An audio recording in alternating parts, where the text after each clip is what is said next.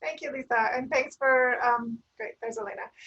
Thanks to the MAA for hosting this, and as I'll say in the future as well in his remarks, thanks to the Middle Ages for Educators for eventually hosting some of the content that we're gonna talk about today.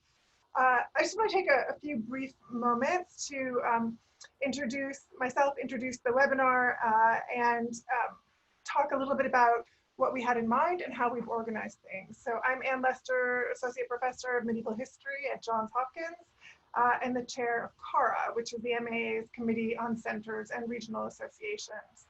And I'm working with Laura Morreale, who is the chair of the Digital Humanities and Multimedia Studies Committee for the MAA. And we have worked together over the past almost 2 months now to think about, brainstorm, how to organize this series of webinars. And so today is the first of 2. We've entitled it Thinking and Teaching Online, Best Practices and Inspired Learning at a Distance. A week from today, so next Tuesday on the 21st at a slightly later time, we'll hold the second of these 2 webinars, and that one we've titled Techniques and Tools for Teaching, Learning and Researching Online, Manuscripts, Mapping, and Modeling. So that'll take place again on July 21st from 2 to 5 p.m. Eastern Standard Time. So I just want to begin by welcoming everyone, all the attendees, as well as thanking our participants for taking part and for putting a lot of time and energy into thinking about how this panel will run and what they want to say, because there are different and distinct contributions. So like I said, I just want to say a few words about organizing these 2 panels, their format, and some logistical things. So I'll try to be really brief. As the gravity of the COVID situation set in, and as many of us began to transition to intensive online teaching, it became very clear that online pedagogy and design would be an issue and would present opportunities for innovation, and that this would likely continue into the fall, if not into the spring semester of 2020 and 2021. So with this in mind, and as real panic began to set in, at least for myself and I think several others, we began to think about what we could do. And Laura and I began following conversations online and on social media, and sensed that it would be helpful for the medieval community in particular if we could organize a panel of scholars with expertise both in online teaching as well as tools, digital tools and pedagogy. Something that became very clear to us that medievalists in particular have a real specialty in, and so we really had something to offer as a group, as a community. So to this end, the webinars began to take place or take shape, and what we decided to do in both of these webinars is to have 2 presentations at the beginning that really focus on philosophies of teaching and learning and pedagogical practice, both related to active student-centered learning as well as online learning, and that we would draw from the expertise of our panelists, some of whom who've been thinking about this for over 2 decades. So there's some deep learning there. We then want to take a break after those first 2 presentations, though there'll be some time for questions directly related to those topics and issues. So we'll take a brief break from 1:15 to 1:30, just to let people know as a heads up. And then we'll pick back up for 3 shorter focus presentations that we've decided to call Tool Talks. And they'll focus on an introduction to specific online or digital tools for learning and for use for students. So sort of an application of these tools and ideas that I think will be tremendously useful for medievalists in particular, because a lot of these tools have been tweaked or innovated by medievalists for medieval specific content in this sense. I'm aware we'll have time then after those 3 tool talks for another cluster of questions before the webinar wraps up. But our goal really here was to bring together thinking and planning about best practices around pedagogy with tools to enhance those practices. So as I say, logistically then, we'll have 2 presentations, we'll have some time for questions, we'll take a short break so everyone can kind of stand up, stretch their legs. We all have learned over time that Zoom can be quite confining, in fact, as a platform. And then we'll come back for these tool talks. And there'll be time for questions at the end of that session as well. I will introduce speakers as we go, so I'm not going to give all the introductions up front. Laura will be fielding questions, so we won't use the raise hand function or the chat function. That's been disabled, but rather if you have a question, and please, we encourage questions, post it in the Q&A sort of section or prompt on the Zoom screen, which is at the bottom, I think all the way, mine's all the way to the right, so people should be able to find it there. And we'll do our best to read through and aggregate questions. We may not get to all of them, but I just ask your patience with this format, and we'll do our very best. Finally, I do want to say that both of these webinars are being recorded, and they will be accessible through the MAA website. So you can see right there on the homepage on the MAA, you can go and find links to these webinars, and that will take you to the MAA YouTube page. So you can watch the webinar again if you feel like you need a refresher, want to hear again what people have talked about, want to look at slides again, etc. That'll be available there.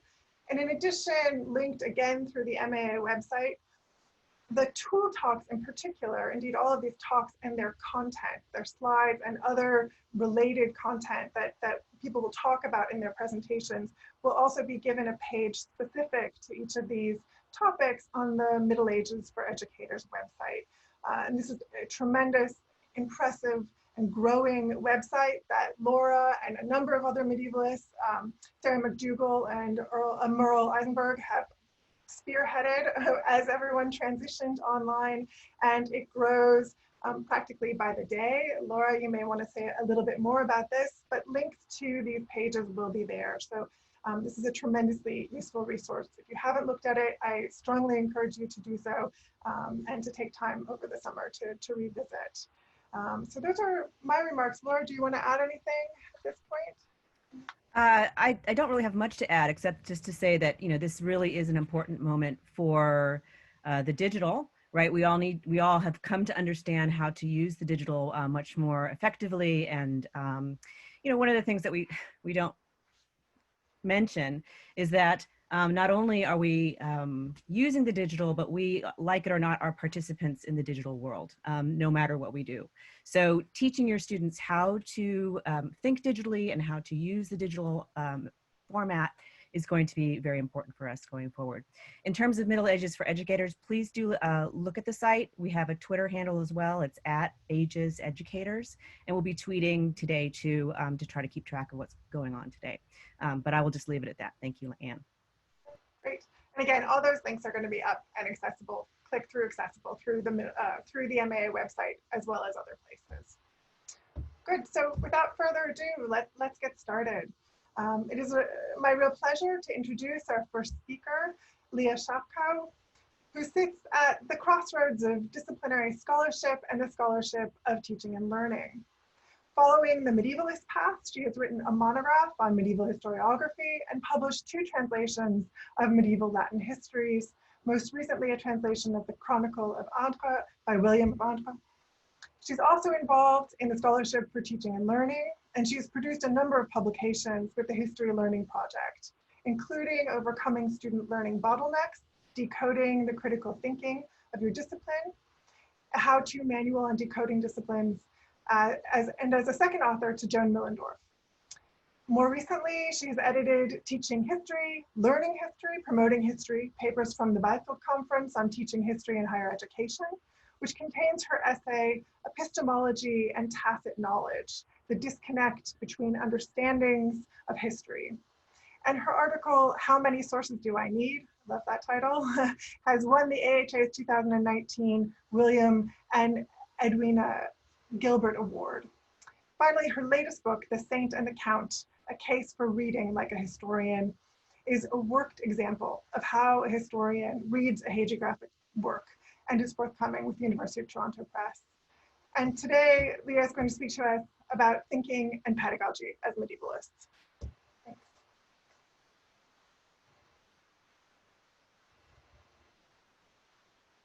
Are my slides up? No. Not yet. All right, let's try this again. All right. So there we go. I'm not sure that when we're thinking about pedagogy, it's really any different for us as medievalists than it would be for anybody else. So let me start there. And to suggest what I mean about that. let's see. So teaching problem. Randy Bass has wrote an article in which he suggested that when we talk about our research, and we talk about research problems, that's a good thing. Our research problem is to be productive. However, when we talk about teaching problems, a teaching problem is a bad thing. It's a sign that you're a bad teacher. And what he's arguing in this article is instead that we should think about teaching problems as good things, as ways in which we can apply the same intellectual processes that we use when we're doing our disciplinary work to the classroom. To see them as opportunities. Now, we've just been presented with a colossal opportunity that has really sort of unsettled all of the things that we do. And part of it is that we tend to teach from what Jerome Brunner calls folk pedagogies. That is, we learn to teach focusly, we learn by watching and by being students, and we haven't really often thought very much about why we're doing the things that we're doing. And the thing about folk pedagogies is they persist because they more or less work. But we've now sort of arrived at this environment where they don't work so well. Our folk pedagogies have tended to focus on content rather than on what students do. And that's a crucial difference. So we all know this slide. This is a famous slide of a medieval lecture, and there are lots of things that we could say about it. But the little trysts that are going on, the student who's sleeping. But what I would point out is that not all the students have books. Our pedagogies have developed in an environment of information scarcity, and that doesn't exist anymore. Now, having said that, many medievalists are really challenging some of these traditions, and I'll just give a little bit of a shout out to Mary Lynn Rampolla, who's written a guide to writing in history. It's very popular, and Peter Burkhalter, who's been active with the teaching professor. But I would say that, again, our moment is pushing us to rethink what it is that we think that we're doing. Now, the problem, of course, is that it came on us very suddenly and very radically. And if your institution is like mine, you're being peppered by, do this, try this. We're having this seminar. We're doing webinars. Everybody's AHA is doing webinars.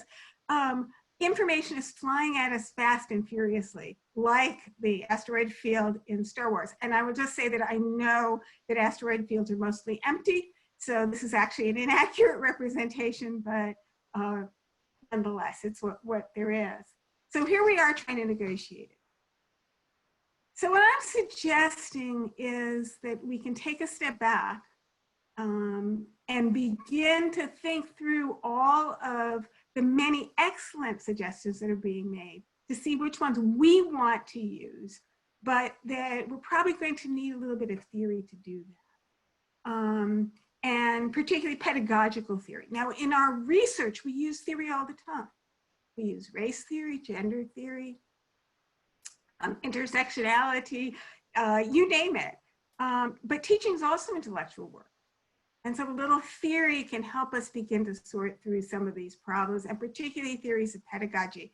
So here I'm ventriloquizing David Perkins, who describes theories of pedagogy as ways of organizing teaching for best results, considering activities that foster learning, figuring how to select and organize material for best learning, and considering pace and sequence. So theory can help you make some choices and sort through all those asteroids.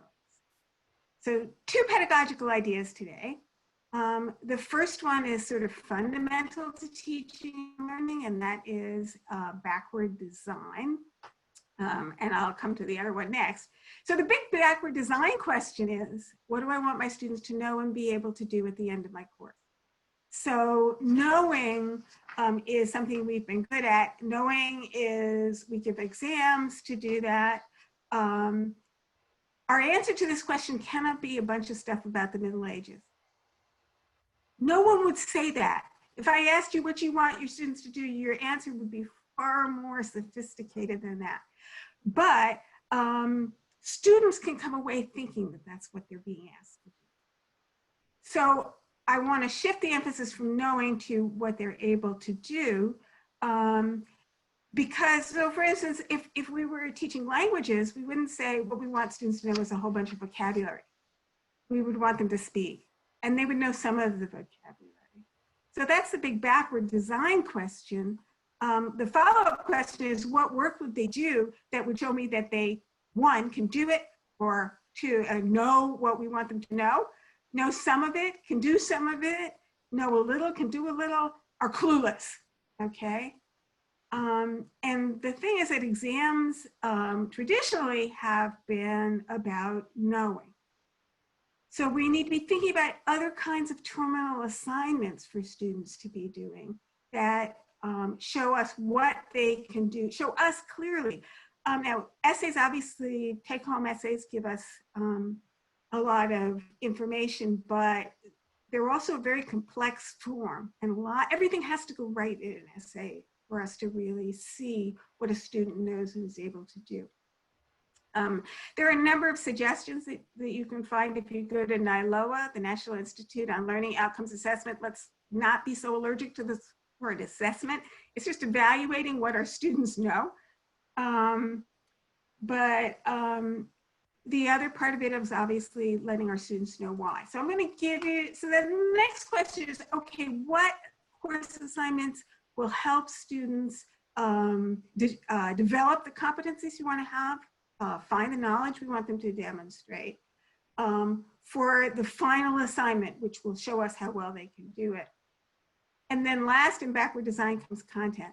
What content do we need? So we tend to be very content focused, but backward design suggests that we should flip that around and we should do it a little bit differently, maybe a little bit backward. So no, that's too soon. So I'm going to give you an example, and I'm not going to give you slides that go with it, of how I worked through this backward design problem, because you want to know what medievalists are doing. I wanted students to be able to construct a historical context. Weaving context is an essential historical skill. It's also one of the most difficult. It's an unnatural act. And I had tried doing it with essays, and they were a problem. You know, essays are a problem for a number of reasons. These were take-homes. One, they're ritual. So you'll have students ask you, do I need to write 5 paragraphs? They're highly ritualized. There's a great Bob Bain article about ritual practices and the way they affect what goes on in the classroom. Students also tend to throw spaghetti at the wall, throw in as many facts as possible, hoping that some of them are the right facts. And when we read them, say, oh yeah, here's something that they should have said, and we don't pay so much attention to all the things they said that they perhaps shouldn't have said. So essays didn't work. So what I decided was to have students do posters in teams. They haven't done posters, so they have no ritual associations with them.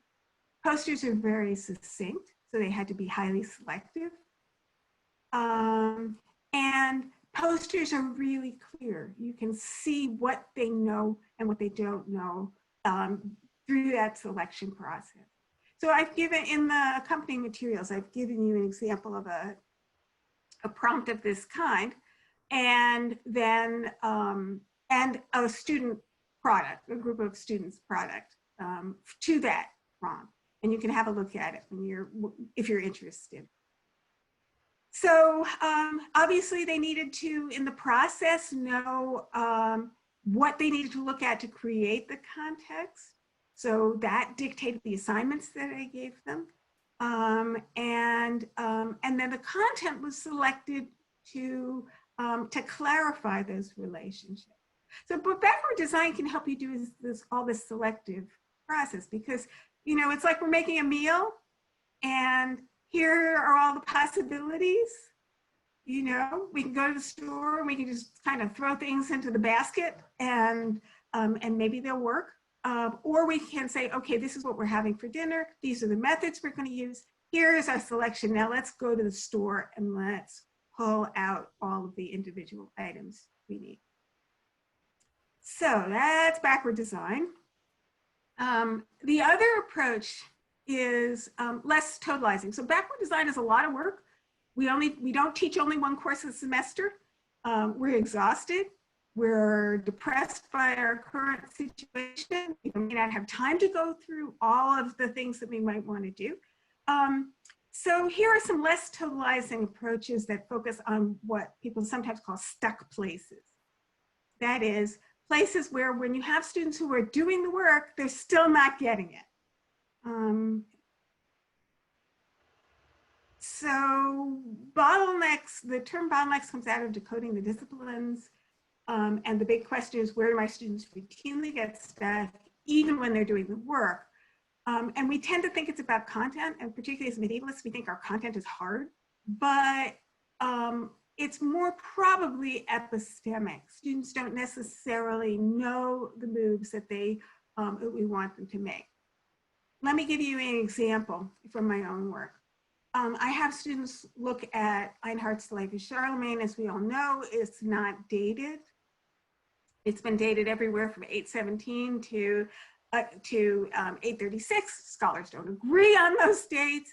And so what I ask my students to do is to choose a date and then to interpret the text based on that date. And they will all choose a date.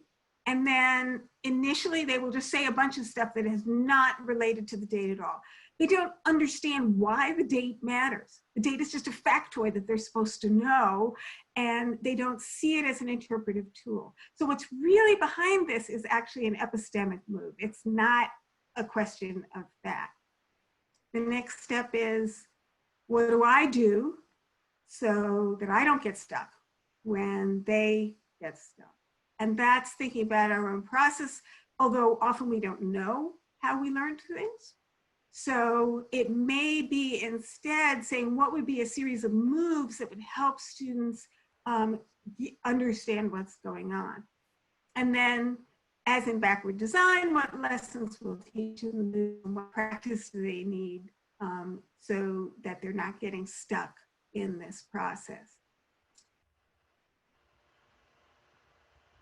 Now, sometimes people will say, well, you know, you're just, if you spend your whole semester, you know, sort of visiting this problem, in addition to all of the other things that you do, what about all those other things they don't know? And we can all think about tons of things that our students don't understand how to do, and we can't teach them all. That's just a function of our limited time in the classroom, 45 hours in a semester in a standard class.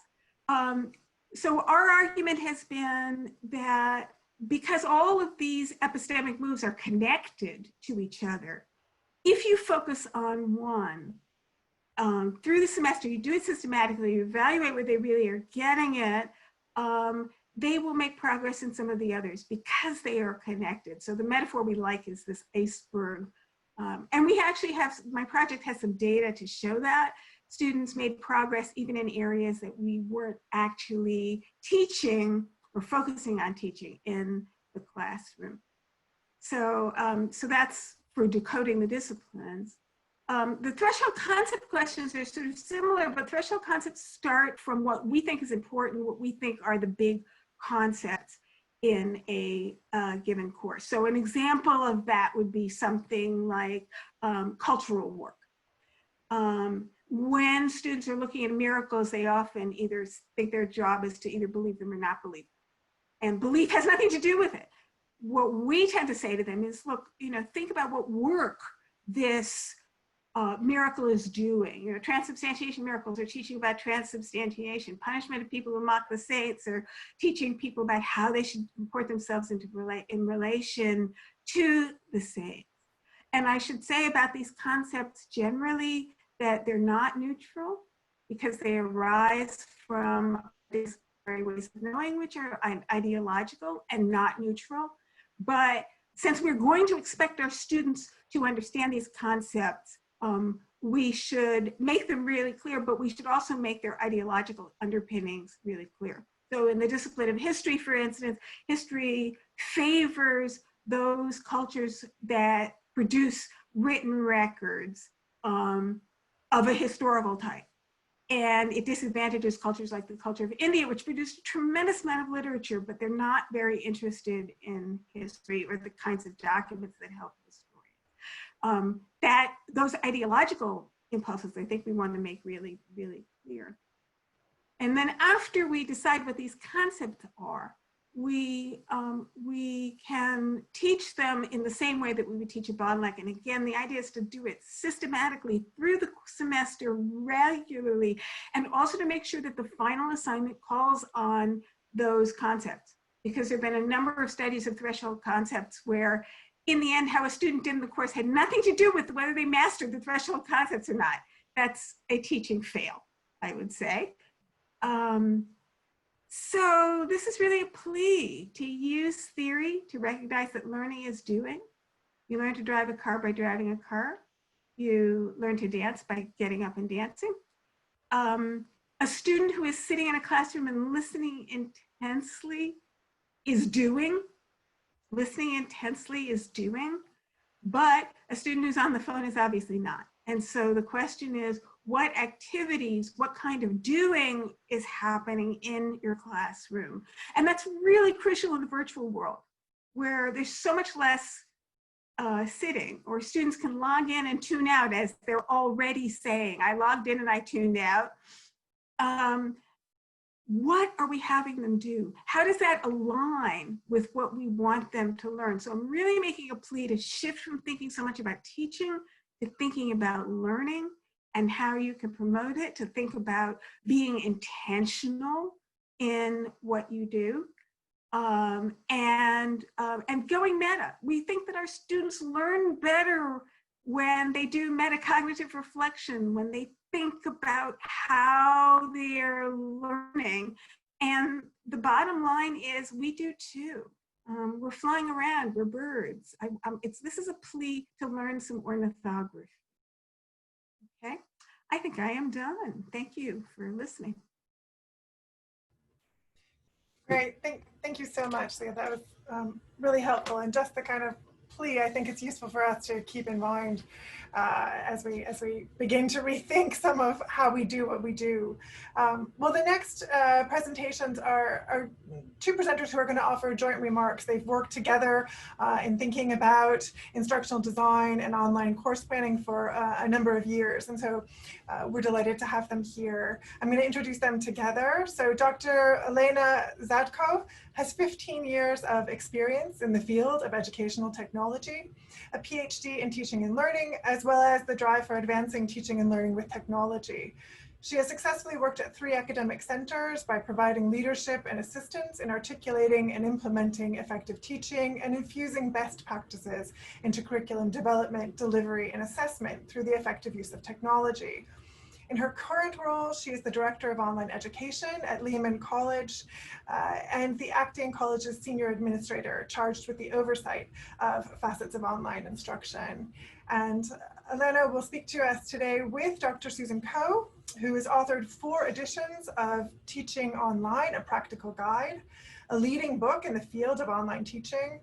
She's responsible for training faculty and supporting online education at many institutions, including her role as Director of Faculty Development and Instructional Technology at the CUNY School of Professional Studies, and as an Executive Director of the Center for Teaching and Learning at the University of Maryland's University College. She is currently the Faculty Development Consultant in the Office of Online Education and a clinical professor with the History Department, also at Lehman College. And her doctorate was in East Asian languages and literatures from Yale, and she has over 20 years of online teaching and faculty development experience. So delighted to have the two of them bring their expertise to us today. Their presentation is entitled Instructional Design and Course Planning for Online Teaching with Open Educational Resources, or OER. So please. Hi, everyone. Wonderful to see such a great turnout today. So instructional design and course planning for online teaching with open educational resources. So we're going to talk about online teaching and also about open educational resources. we're so beautifully introduced. I don't need to say much more. These are links to our books. Okay. So when we think about online, and that includes blended or hybrid teaching where it's face-to-face and online, or even just enhancing a face-to-face course with online, it's really important to think about having something that fits together, it's coherent, it's purposefully planned in order to set out a clear learning path for students. So it isn't just cobbled together, thrown up online, and then, you know, added to as we go along. So that's one of the things we're going to be emphasizing today. And because there can be so many different moving parts, we really advocate using some kind of planning document to account for all the details. Things like communication protocols. How are you going to communicate? What kinds of tools are you going to use? What are the rules? Your organization and logistics, the activities, the kinds of student engagement, the kinds of student-to-student engagement, and the role of the instructor. What kind of feedback, where, what kind of presence does the instructor have, and what kinds of direct interactions with the students. Those are things that are not obvious, especially in a fully online class, and so they have to be thought out ahead of time. And you can use any kind of document. We're going to show you one that we use for planning with OER, but really it can be just a table, any kind of document. Okay. So we want to just define open educational resources for people who are not that familiar with the term. Basically, these are digital teaching and learning materials. They are free for use and does depend on the creator who made them and set them out, whether they're licensed to be shared, adapted, or remixed or not remixed, and redistributed in what way.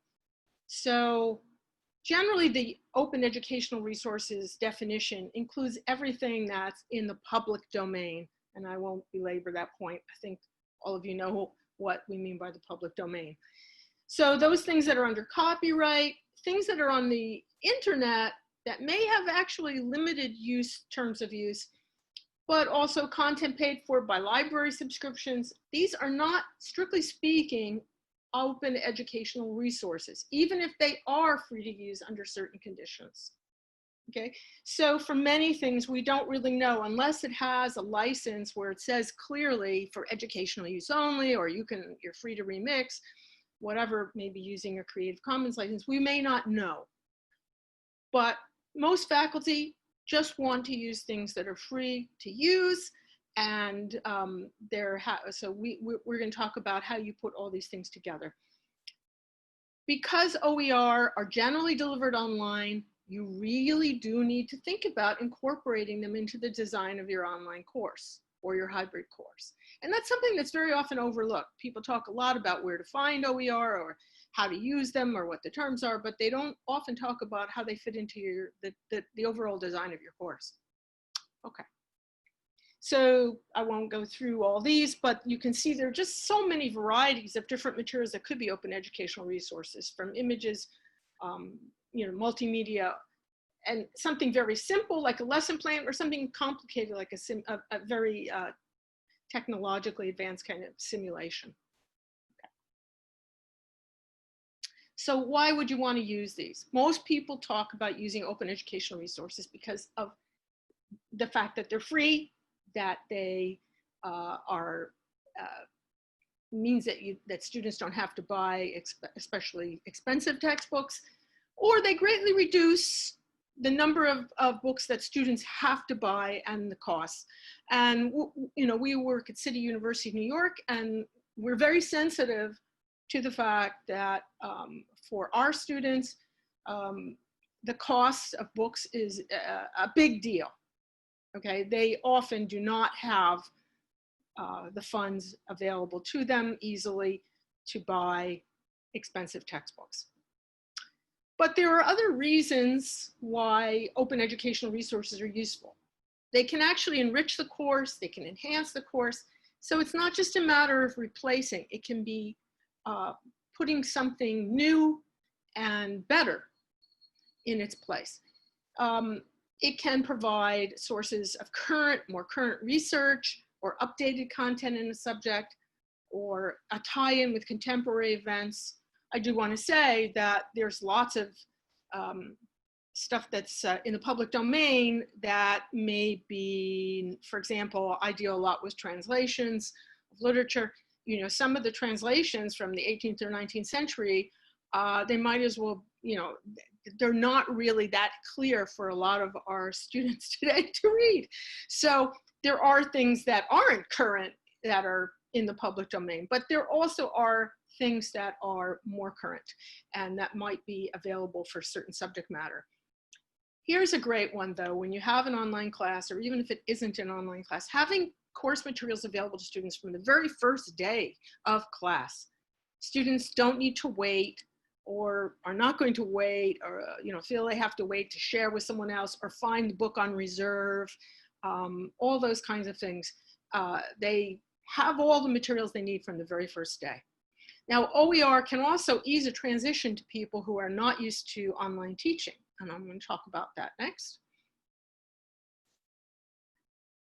So faculty who have sort of limited experience in teaching blended or online classes, the open educational resource materials can make it a lot easier. First of all, because they're already in the digital format, can eliminate the need to immediately create lots of your own learning materials in a digital format or an expensive, you know, commercial text. And it can allow you to create more customized kind of experiences for the students, you know, by mixing and assembling relevant content, including your own. So what are some of the essentials when we think about planning a course for online or with open educational resources? First of all, what's the mode of the course? The type of the course? Is it blended, you know, face-to-face? Is it synchronous online like in Zoom, or is it asynchronous mostly? Do you have an institutional learning management system? That's what LMS stands for, in case some folks don't know, or some other kind of platform, you know, whether it's web pages or, you know, something like Canvas or Blackboard or Moodle. And what kind of technical or non-technical support you have to help you. So again, we just want to emphasize it's important to be systematic about the way you go about course planning and development, and do it in a practical kind of step-by-step modular way. If you're redesigning a course, you know, going from face-to-face to online or blended, you need to think about taking an inventory of sorts of your existing course as your first step. What do you already have? And rather than just, as I say, thinking about replacing things, think about the student learning experience. What is everything? What is that experience going to be like for students? So then you're not just thinking about, you know, building the course based solely on the textbook that's available. And as I mentioned before, a course planning document or instrument, you know, something which is based on some kind of instructional design principles. So there could be as simple as just a table in which you have unit 1, unit 2, you know, week 1, 2, 3, 4. What am I doing? It's really helpful so that you can see that everything is aligned, it's integrated, and it's purposeful and meaningful in its use. So as you go online, it does, you know, the course becomes more complicated in terms of everything from logistics to processes, and it's very good to have something that brings it all together. Thank you so much, Susan. I'm going to take it from here. So a couple of things that I wanted to mention is, you know, the good news is that as you are planning this journey of designing your online or hybrid or technology enhanced course, you're not alone, right? So, and it's good to reach out to your colleagues either at your institution or you know, through a professional organization like this one, to connect with colleagues who teach the same discipline, right? So you might be teaching exactly the same subject at a different institution, It's really good to connect and brainstorm and think how you will be planning and designing your online or hybrid or technology enhanced course. You might also make use of resources that are available at your own institution. If you have instructional designers, educational technologists, if you have a center for teaching and learning, librarians could not emphasize more how important they are when it comes to designing courses, especially with open educational resources. If you have a unit on your campus or a division or somebody who is experienced in online teaching, you know, reach out to those online educators. They're very much familiar with online modality and digital types of materials because they've been doing this for a long time. And of course, as we all know, we spend quite a lot of time developing our own content, right? We might be combining that with already existing resources. Oftentimes we find something online that is so well done or well polished, or sometimes it's just really good content. So consider combining that with the parts of the course that you already created yourself. So a few practical tips and something for you to consider as you embark on this journey. Here are a few questions that Susan and I have put together just for you to think about as you, as a follow-up to this webinar and as you start planning your course, how you might want to approach it and some of the questions you might want to ask yourself.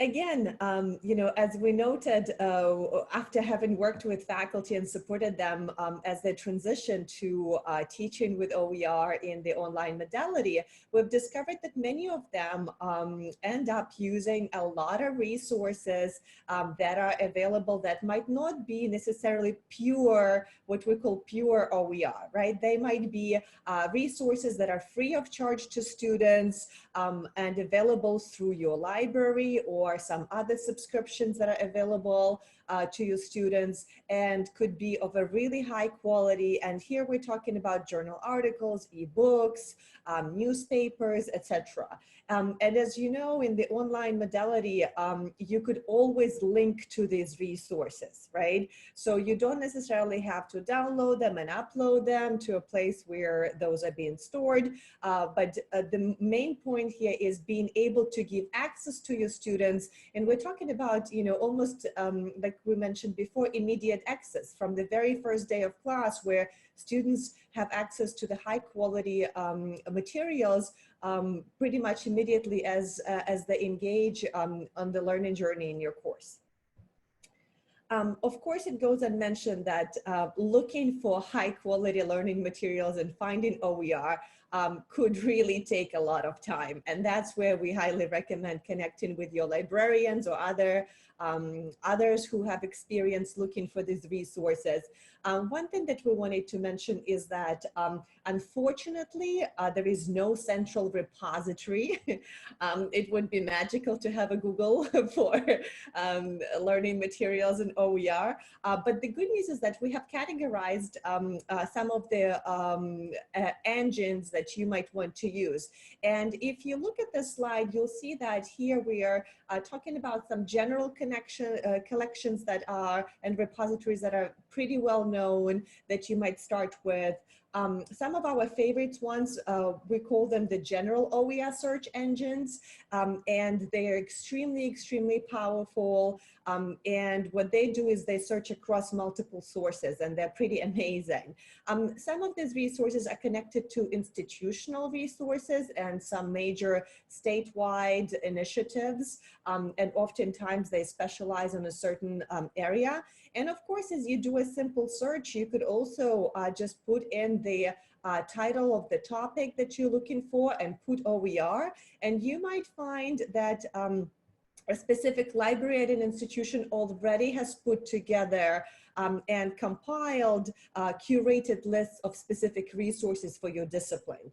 And it does go unmentioned that Google still does work, and you could actually filter by the license type of the material. And again, you know, this would be a great exercise as you as you decide to do something after this webinar. A practical tip is try to use some of these resources and see what you find and how broad or narrow your results might be.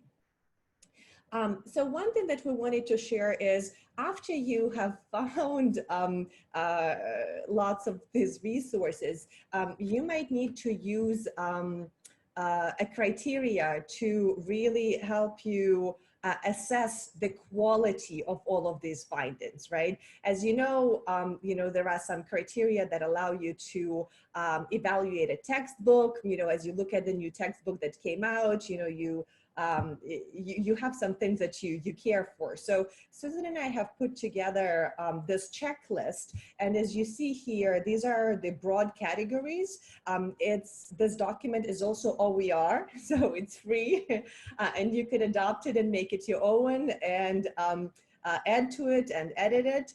Once you download the document, you'll see that under each category, we also have defined subcategories and specific criteria. And several of the faculty many of the faculty who have used this document have commented to us and told us that it's extremely, extremely helpful to use something like this, especially as they start designing their course and developing the learning materials, just because you want to ensure that the rigor and the quality of the learning materials that you end up using for your online course is really high, right? So we invite you to make use of this resource. So Susan has also talked about the course planning document, and here is the one that we have put together. It's also OER, so you could download it, use it, make it your own. As you could see, a lot of these elements in this course planning document actually are very similar to any kind of a planning document you might have seen before. The difference that you would, and the uniqueness here that you would find is that we are also emphasizing the use of OER here. And as you could see on this page, we are prompting you to think about the new content that you will be using for your course, right? As you go through the refresh of your course, I mean, it typically happens every semester if you have the time, right? Sometimes it happens every time you teach the course. So the idea is that you have a much closer look and pay close attention to what types of resources you're using. And again, as you know, you might not be able to find just one resource for a specific week. You might be using several articles, you might be using, another source, maybe a chapter from an open textbook, in addition to maybe some videos or audio commentary. So when you have a course planning document like that, when it comes to updating your course, this will make your life so much easier. And of course, the piece that we're emphasizing is planning to make those updates where we're saying that if you are adopting or you need to modify where that information, who is going to be doing that, right? So again, I would emphasize that if you have a colleague who's teaching a similar course, it's great to collaborate. So consider doing that as well. And for now, I'm just going to quickly mention that we have also put together a 2-week workshop, which is open to the public. You could download all the resources. They're all free. And Susan and I have updated it since 2017. So every year we put up new resources. So the documents and the selection criteria that I've mentioned are freely available from this website. And if you decide to explore, it's all open to the public. And we hope that you find this resource helpful. I'm going to pass it back on to Susan. Yeah, so we had mentioned the book that we recently had published with Routledge, and I want to mention that there's a downloadable chapter which is actually, the title of that chapter is Plan Out Your Course with OER. It actually will walk you through that planning document that Olena was just showcasing, and this will always be a free chapter.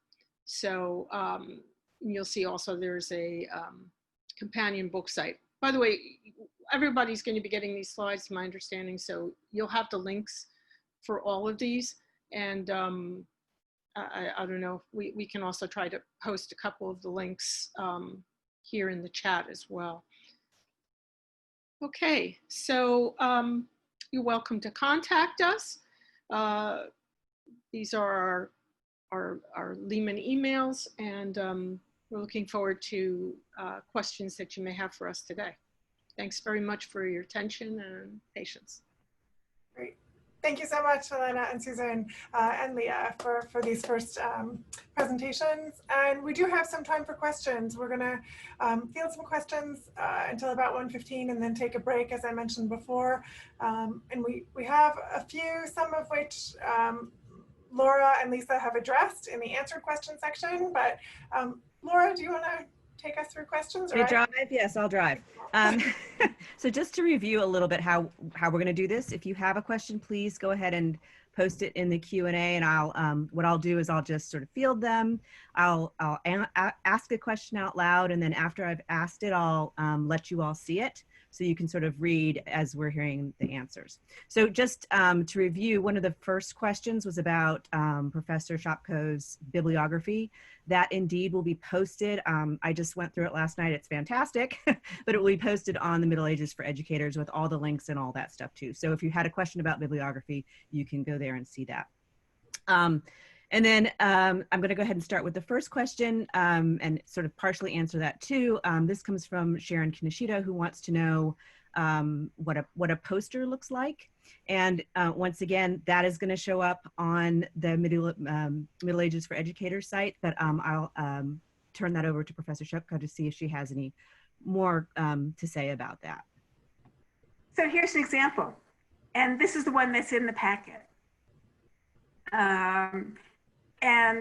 Historians have just begun using posters, but scientists do poster presentations quite a lot.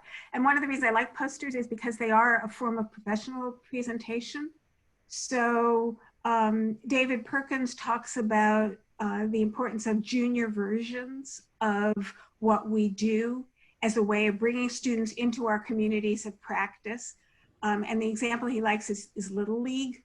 You know, Little League's a great game and it prepares you for the major leagues, but it is not quite the same game.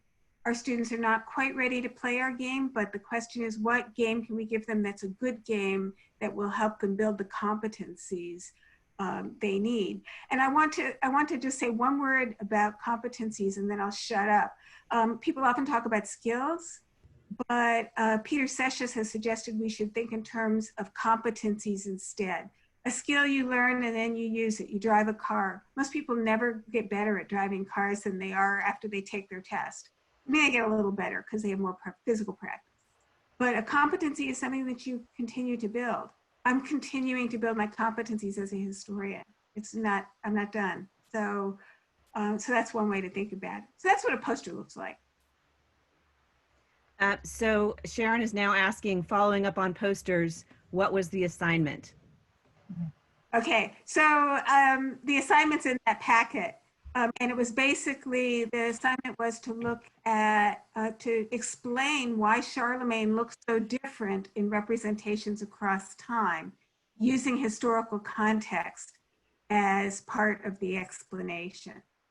So context is me, I think. It's the one thing that I really work with them on over and over again, sort of at every level. Wonderful, thank you. All right, now we have a question also for Professor Shopkow coming in from Lauren Cole. Thinking about backward design, do you share your learning outcomes explicitly with students? In my day job, I advise academics at the University of Bristol on extracting employability from their courses, so students see how the applicability of languages and cultures, to see the applicability of languages and cultures to the real world.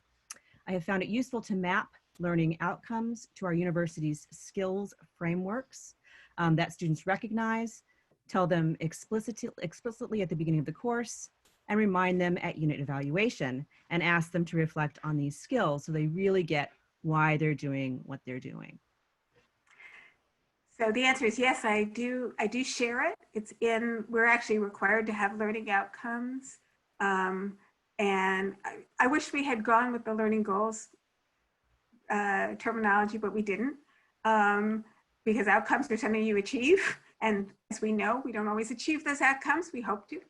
I share them with the students. We revisit them. I talk about the ways in which thinking about context can help them deal with people, not just divorced from them in time, but also divorced from them in space and culture, so that when they meet other people, they will have that context to work with. And I also tell them that when they read the newspaper, they're reading a primary source, or they watch the Daily Show or whatever, and that they need to be thinking about the context from which that information is coming to them. And so, yes, I do it all the way through, at the beginning, at the end. I think it's really important, because otherwise they don't know why they're doing what you're asking them to do, which means they don't do it properly. It's like citation. They don't do citation properly because they don't know why they're doing citation, except to show you that they did the reading, you know, and that's not what citation is. So yes, I do. Great, thank you. All right, we have a question from Christy DeClemente, who asks, she says she thinks her question might be too specific, but in designing, and I think this might be for Olena and for Susan, in designing an online class, is it better to keep information on a single page for each module, or have students click through several pages? She uses Canvas.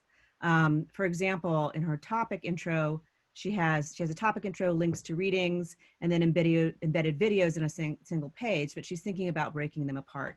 Has there been any research on this aspect of design? I'll let Olena take that one. Sure, I love this getting this question, you know.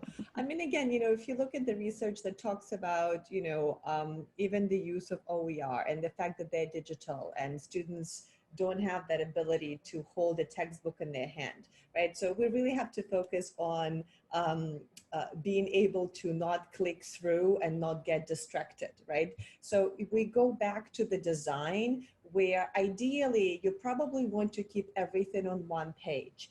And when it comes to universal design and principles of universal design, what I suggest often to faculty is, if it's possible for you to kind of package all of your learning materials and give students options in terms of, they could look at that one pager, see what they need to do, review what's done, and then either download the full kind of packet of materials that they have to consume and work with, and also give them an option to click through, right? So it's a matter of personal preference. Also think about accessibility and students sometimes being on the go, right? So in some cases, you want students to be able to give them the PDF if it's possible, and then they could read that on their mobile device. They don't have to have access to it. And again, typically, when you design your online course, some learning management systems would allow you to create what's called like a digital, you know, downloadable package of your course, which I really recommend, mainly because it gives students that ability to have that, you know, paper, I love paper, even though I love digital, and be able to reference those materials. Susan, anything else you want to add to that? Yeah, I can just say with my own experience with students, there are certain number of students who really like having a hard copy, and we have to recognize that. And by the way, they are not older students. They are not.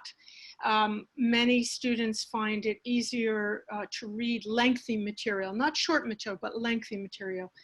So having it be able to be easily downloadable and then they can print what they want, I think that is important. I also think we have to remember, you know, I'm flashing back, you know, 20 years ago, everything was web pages. And I think we have to get away from thinking about this as being web page design, because it's not. When you're, especially you're talking about being in a learning management system like Canvas or Blackboard or Moodle, whatever, you know, it's not a commercial website. It's used in a different way. You can create links between different parts of the class site, but you want to make it easy for students. And I know this is, I mentioned that about the web pages because many years ago when I first got involved with online education, which was in 1996, there was this whole thing about, oh, don't make people scroll down. This was like a big no-no. And guess what? You know what? Students don't care about scrolling. Nobody cares about that anymore, especially for a reading. Again, you're packaging things in a class site. It's not the same as a website. So how can students most easily read this, connect to it? You can still have internal jump links within a document. There's nothing to stop you from doing that. But don't make students, you know, jump all over the place to find what they need, because they do get lost, and they need a kind of, you know, narrative. You can think of it that way. At least I do, because I'm a literature person. Okay. All right, we have a question. Well, we have an observation from Joanna Drell, who says that she's been telling her students that they are the primary source for existing in this COVID moment. So I think that's something you all can feel together. But then we have another comment about, or question, that says, thank you for the emphasis on the role of librarians, Dr. Zhadko. In these times, when faculty are meeting competing and contradictory demands and getting so many emails, what would you advise for reaching out to faculty to offer support with OERs and course design? Thank you. This is such a great question. And, you know, I'm just going to comment saying that when Susan and I have started working together, we were at two different institutions. And these two different institutions were within the same system, but at two different colleges. And she and I have really thought about how do we support our faculty? And it all comes back to faculty development efforts, right? And coordinated efforts. So what we have done, what we've shared in our presentation, we did develop a 2-week fully online faculty development program, and we offered it once a year to faculty during June, as we have identified this is the sweet spot for faculty development, when you're still kind of connected, but you haven't checked out for the summer yet and haven't gone into your research. So we have been offering such a program in order to coordinate our efforts and create a momentum for faculty to engage in a specific faculty professional development. Because again, if you start emailing faculty throughout the year and offering them resources, I agree that there is such a thing as email fatigue and too many initiatives. We also made sure that we coordinated these efforts with the other institutional efforts we had at our institutions, right? So we talked to our provost, we talked to our faculty developers, we talked to our librarians, and we sat down and said, okay, so we need to plan for the year. Let's figure out how we could create support for our faculty to help them move forward with this initiative. So it becomes, you know, one major event once a year, and maybe some other events throughout the year that would support and emphasize and create collaborative efforts between the various units to support the faculty. Is there anything else you want to add, Susan? Just that we tend to, you know, always say, we kind of try to hand off to librarians in terms of, okay, you know, here are these places where you can find things. You may find things that a librarian doesn't know because maybe it's something very specific in your field and you still want to evaluate it. But if you get stuck in, I mean, it really does happen that you will find lots of materials which are not explicitly licensed. You cannot tell what the terms of use are. And I have to say, you know, because lots of faculty, academics like to share, many of them just put it out there and it's on some webpage somewhere, but it doesn't really say how you can use it. So other than, you know, that you're gonna, you know, give an attribution, you should for it, but other than that, you don't know. So a lot of times, you know, librarians are the people who can kind of track this stuff down. They know, they can do the copyright trail. They can see whether it's in the public domain now or not. They may be able to contact whoever is the rights holder. You know, there are orphaned materials and that can be a problem. And there are cases in which it's not clear, but the librarian can put that in an e-reserve for you to use or get the clearances and put it up in such a limited way that it obeys the regulations. So they are really great companions. I mean, librarians are increasingly, I would say, knowledgeable about all kinds of digital materials and certainly about open educational resources, copyright, public domain, you know, rights, terms of use, all that stuff. And so I think before you go talk to the university attorney, you should go talk to the librarian first. Well, I'll just jump in here right now because Thomas Dale sent us a question about and says, while I like to provide PDF files of articles for my students, I am wary of providing scholarly journal articles in that form because it jeopardizes the journal subscription. So now I'm providing links. So I think, you know, your point about partnering with librarians on those kinds of questions is very apt. So I'll just put that up there. All right, I have another question from Emily Tai. She says, a question for all the presenters. I teach at a community college, and backward design has been advanced as a pedagogical best practice for quite some time. But I'd be interested in asking the presenters to comment on why they believe backward design might be so clearly a best practice for online pedagogy, as distinct from in-person pedagogy. In every single online training I've attended, many in these past few months, it seems like backward design is emphasized even more than the technical aspects of online design. And I was wondering if the presenters might comment on this. Well, maybe I can jump in. Spirit to tread because I am not a specialist in online education. So, and I've had the same experience. I took a webinar with Flower Darby, and backward design was the point that she was making. I think that really what we're talking about goes beyond the platform, our technology, whatever we use, whether it's face-to-face in our words or books, or online, virtual or synchronous or asynchronous, it's all the same question. And really, I think what we're seeing is finally, perhaps, I hope, I cross my fingers, a evaluation about what the purpose of education is. And I think what backward design does is it focuses on the student learning, and which should have been at the core of educational practice always. But it's hard, again, because we learn focusly and we imitate the teachers we admired, and the system worked for us. And the for us is the really important observation here. I heard Sam Alton give a talk about how we often act as though we were masters with, you know, future masters sitting at our feet. And it's really clear to me, my students, most of them don't want to be me. They wouldn't be me if you paid them to be me. You know, they're not me. And so the question is, what is the value that I'm giving those students who will go on to, you know, be engineers or work in a fast food joint for that matter? What value am I providing? I think that's why backward design has been so stressed. And I think it's not just for online, it's a teaching I mean, it's not a revolution. I mean, Wiggins and McTighe wrote their book, what, more than 20 years ago, they're both dead.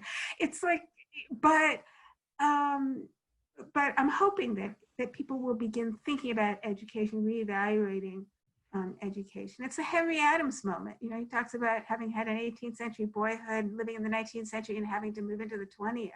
We're using methods that were developed in the 19th century by and large. I mean, it's time for a rethink. I totally agree. I think you said it in a profound way that I don't even want to try to attempt.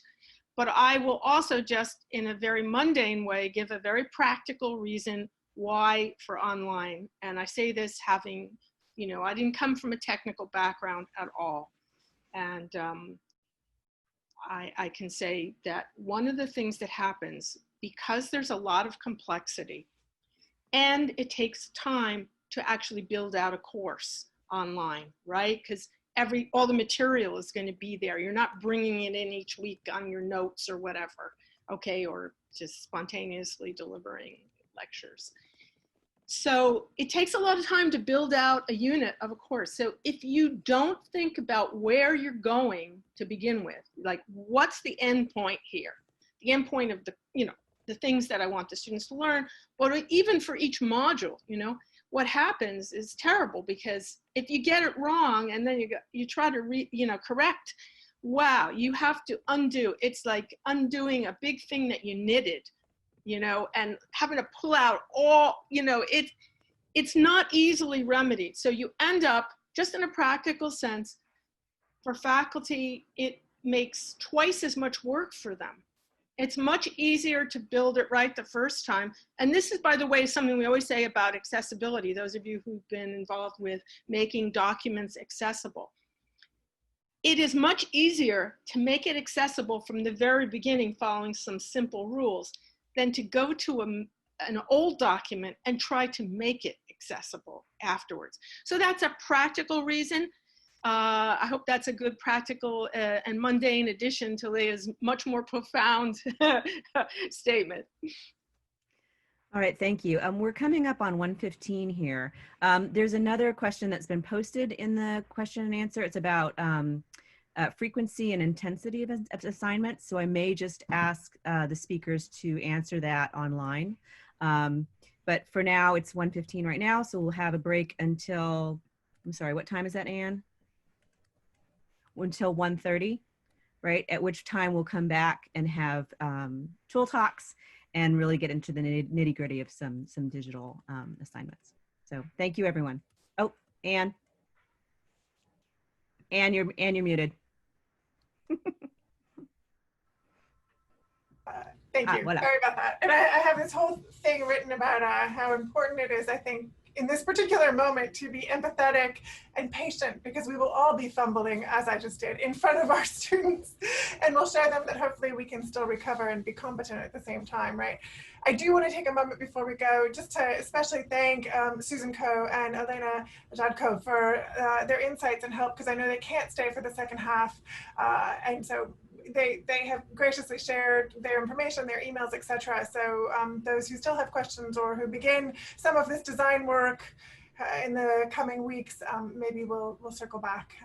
So thank you all. I think some of us will turn our screens off for a bit, but we will resume promptly at 1:30. Great, well, I'm gonna go ahead and welcome everyone back. I hope everyone can hear me, and we're running smoothly. We're going to pick back up again and have these 3 tool talk presentations for this next part of the webinar, and then we'll have ample time for questions at the end. And Laura, I think then you and I can address some of the comments and questions that came in about links that are working and links that aren't working. And a lot of this, I want to reassure people that if it doesn't work at this moment, we'll find various ways to resolve it and make things, again, as accessible and clear as possible. So we have some time to figure this out. All right, well, I'm delighted to welcome folks back to the second half of our webinar.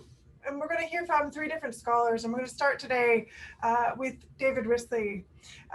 David is Associate Professor of Digital Humanities at NYU Abu Dhabi. He is a medievalist working in European vernaculars, especially French, but also Latin and Arabic, who's been living and researching in the Middle East since 2002. He has co-founded the Digital Humanities Institute Beirut in 2015 and the NYU Abu Dhabi Winter Institute in Digital Humanities, founded in 2020. So today he's going to talk to us about, again, showcase a tool talk, how to use some of these really amazing digital tools and resources. And the title of his talk is Christine de Pizan Through Story Maps. So David, thank you. Thanks, Anne and Laura and Lisa and the Medieval Academy for having this event. I think it's a really important one, not just for the moment, for the COVID moment, but also for just where we are in 2020. I mean, we've come, like, you know, we have so much behind us and have so many interesting ways that we can innovate in our teaching. So I'm going to try to share my screen and make sure that that works. Give me 1 second. So again, my talk is called Christine de Pizan Through Story Maps. And so what story maps are is what I'm going to talk about. Just let me open up. Let me see if I can get my screen shared. I think my screen should be shared. Is that, you everybody sees that? Okay, great. So Christine de Pizan Through Story Maps. I'm just going to give a little quick introduction about why map. Why do we map things? Like, why do we put things on maps? I'm going to talk a little bit about story mapping, give you a definition and show you some examples, including my own thinking about mapping in Christine de Pizan. I'm going to talk about two platforms very briefly. One's called ArcGIS story maps and the other one's called storymap.js. These are big mouthfuls of things, right? But I'm going to show you what, and I'm going to give you a little bit of my assessment about why you might use one over the other. And given the interest level and perhaps the kinds of support that you have at your institution. I'm also going to talk with about some tips and some learning outcomes for those story mapping exercises that I'm going to suggest, and then give you some links and resources that will be provided at the Middle Ages for Educators website. So a lot of what I've actually framed my talk with today has been already spoken about by the previous talks. So this idea of doing is learning, right? That we exchange transactional knowledge, transmission-based pedagogy for activity-centered learning. And so one of the things that I'm going to suggest today is that mapping is a student-centered, collaborative, sometimes it could be individual, but very often collaborative, integrative, and exploratory activity. And I think it's one that we can even do remotely. And one of the things that I've noticed about working with well-designed digital materials during COVID and also during the summertime in some research projects with my students is that actually, we've talked a lot about digital drift, right? But digital can also be, if it's well scaffolded, can actually make people pay more attention and be very careful and be very, very meticulous in their work. So why do we map? Well, we all know probably something about historical GIS. We've seen it in history and archaeology. The upper right-hand corner gives a small map coming from the Map in Gothic France project of cathedrals, right? So we take some aspect of our research, we locate it in real geographic space and we put it on a map, right? And that map gives us a kind of a heuristic. It's a suggestive gesture towards thinking maybe about new research questions, right? About things, why are things close together? Why are there presences? Why are there absences? Why are there clusters? That kind of thing. So medievalists might want to map something like manuscript provenance, or they might want to map pilgrimage towns, or they might want to map burial sites, or they might want to, and we have lots of examples of these kinds of things. Now, one of the things that's a little bit strange, I think, about the map that we see up there, and everybody always says this to me, is that, well, but medieval things are, so we don't know where they were exactly, and we don't know in time where they were, and we don't really know how names changed, and we don't have medieval maps to put things on the base. And I said, well, that's exactly what, is this a bug or a feature? I actually think that all of these questions are excellent, because what they force us to deal with is they force us to deal with kind of navigating or looking at the gap between the present and the past, and to be thinking about the ways that information is represented nowadays, and to be thinking hard and attempting to communicate the past for present audiences. So I have a project that I did way back in 2015, actually, when I met Laura Morreale, and it was at the Fordham Center for Medieval Studies, and I was working on a data set of all the places mentioned in Christine de Pizan. And you can see there's a map address here. There's also a link to the data, which is Creative Commons 0 licensed, which means that you can do whatever you want with it. And there's a companion essay in the MLA teaching volume for teaching Christine de Pizan. So what does a map like this do? Well, a map like this helps us think a little bit about the places that that author was mentioning, right?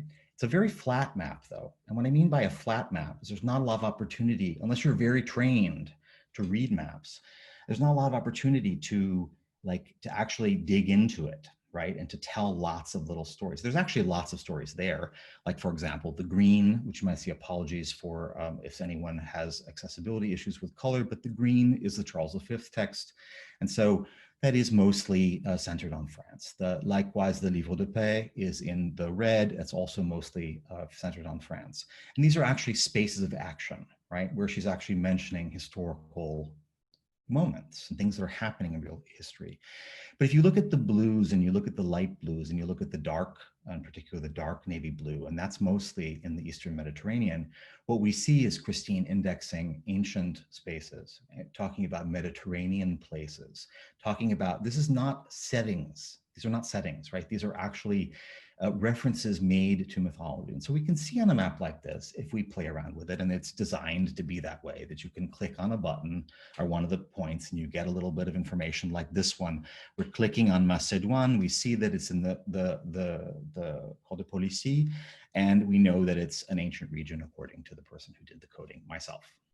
So, but this is hard to do. And actually, this is one of the reasons that I do this as a digital humanist, is because it's an open educational resource. So this thing is sitting out there in the world. Anybody can work with it. Anybody can go play with it. Anyone can use it in their teaching. Costs you nothing, will work on phone, everything, right? So this is, but to do that for mapping is hard.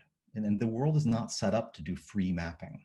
So one of the things I'd like to do is to just explain a little tiny bit about how I got there, right? So basically behind a map is a spreadsheet. Right? It's basically a table.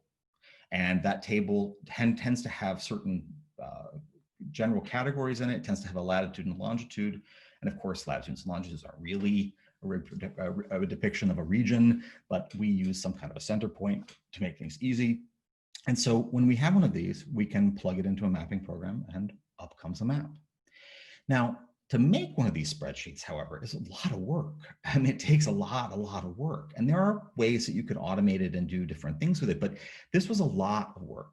But I would like to suggest that something like that is something that's perfect to do in a classroom, especially because what it does is it asks people to work collectively together, and all you would really need is a Google Doc, right, to work on this. Would ask them to be very precise in their decision making, to come to certain choices, to norm along certain kind of intellectual choices about what is actually happening in any topic, not just Christine de Pizan, any particular topic, whether they're dealing with a source material, whether they're dealing with primary materials, whatever. But it actually asks them to work together as a team. And I think that's a really important takeaway, I hope, from my talk today. So story mapping. What is story mapping? Well, story mapping has come about in the last couple of years as a way of visualizing more than just a map, but putting maps and geographic data together with rich multimedia. So it's a bit like making a blog and actually scrolling through, right, a blog in which you move between text, image, video, and maps that help us contextualize the spatial elements of those things that we're writing about. But then I would just add a little bit, is that one of the interesting ways that story maps is moving and is changing is it actually doesn't have to be a map, but we can actually have it be just an image. And so we can move around an image as if it were a map. And this is important because let's say you want to map Game of Thrones. Well, we don't really have a map of Game of Thrones. Well, actually we do, but it's an imaginary one. And so what we don't have real geographic coordinates. What we do is we have little pixels and we mark things. And I have some examples of that, you'll see. So some examples of story maps for medieval studies that I found. The first three use Esri or ArcGIS story maps. Some really beautiful ones like the Road to Agincourt done from Edinburgh allows us to talk about military history. So what we used to see, if you remember in historical atlases, you would have a map and you would have all these kind of like arrows and, you know, and movement in space. We can actually scroll through and have kind of different zoom levels and visualize battles as they take place, put together with text. We have some other ones from art history, a really interesting one about geoarchaeology on London's lost river, the Tyburn, right, which is no longer there. And I really like this one because geoarchaeology is a perfect example of how we want to actually be able to navigate past and present at the same time. The last two ones I put on there for fun, but also are using the storymap.js platform. We have an example of the A Garden of Earthly Delights by Bosch. So it's actually just a painting. But imagine that what you can do is you can use a painting like a map, right? And so you can point to different pieces on the screen. And likewise, we'll see the example of the Game of Thrones that I brought up, where you can actually map and talk about that, although it's not really taking place in real space. So storytelling, so in ArcGIS maps, what we end up doing is you make an account, you add a layer. So you could just upload the layer of the Christine de Pizan, of this structured data table. You then, it pulls up a map, and then it starts to ask you, well, how do you want this map to look? Do you want the kinds of places to be colored differently? Do you want the works to be covered differently? Do you want to make prose texts in red and poetic texts in blue, etc.? And then you import this into this format, which we're going to see in just a minute, of looking at a story map. Now, storymap.js is a little different in the sense that it still combines a map and text, but it doesn't allow you to upload one of those files, upload one of those structured data sheets. So it's a little easier actually for the novice in the sense that what you really have to do, what you use is you use a digital map the way that you would use, let's say, Google Maps. You search for places and then you find exactly the place on the map that you want to drop the pin, and you drop the pin, right? So it's a little bit, it's not, there's not this pre-step, right, of having to put everything together. So imaginary worlds or manuscript illuminations. I pointed out the Game of Thrones example. I found some examples on Reddit of people who make D&D world maps for themselves, right? These are not real. Or a manuscript that I actually have written about and care a lot about, which is Francais 9087 at the National Library of France, which is actually depicting the fall of Constantinople in 1453, has a distinctly non-geographic or fully geographic representation of the world. But we could imagine writing onto that and telling stories by moving around. So I have some suggestions about why you'd use ArcGIS or NightLab. I think that NightLab is an easier entry point. It's also free. We have a free license with the Esri, the ArcGIS, but what you really need there is someone in your institution that has an institutional account to be able to do that. So I'm going to, but anyway, this is your choice. Everyone, you can start with one and move to the other, or go in the opposite direction. But every platform has its own benefits and disadvantages. I included here some design tips for storytelling a lesson, like do it yourself first. Right? This is kind of the backward design idea, like know what you want people to create, right? And then create a structure for your students, a shared space like a Google Drive or something where they can actually work together, scaffold a task board for them, right? So they know this and then this and then this, and sort of walk them through the steps. And it'll be much easier for you to see your students building up. And I have all the way down to one of the things that I really encourage is reflective writing on the process, because reflective writing, especially the kind of reflective writing where you're saying, for example, write a letter to your grandmother and explain to her what a story map is. What you get is you get their language for understanding why what they learned how to do is important and how it fits into their lives and into their future career prospects and all that. Be ready for this to look not like what you expect. So I put some learning objectives, which I'm going to skip in the interest of time, but I gave some learning objectives that might be useful to put in if you wanted to have one of these. And I also have some links and resources. So what I want to do just right now, just in a minute that is left to me, is just to take you into what this actually looks like, right? So designing a story map is like writing a blog, right? You do piece by piece, and what you see here is you see this plus sign. That means add a chunk, right? Just add a block. So I wrote this thing up at the top, Christine de Pizan's oeuvre. I uploaded the one of the illuminations from the Queen's manuscript. I put in a little bit of text here. Then I inserted a map that I had from somewhere else, and you can see that this is actually kind of interesting because it's an interactive map, right? And then I could put even some more text, and all of this is customizable.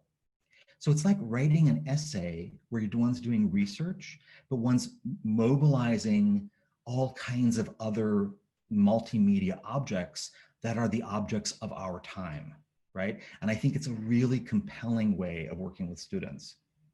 The Christine de Pizan map that works in storymap.js is a little bit different, but basically the same. One goes between edit view and preview. When you're in edit, you're building up along the left-hand side some slides.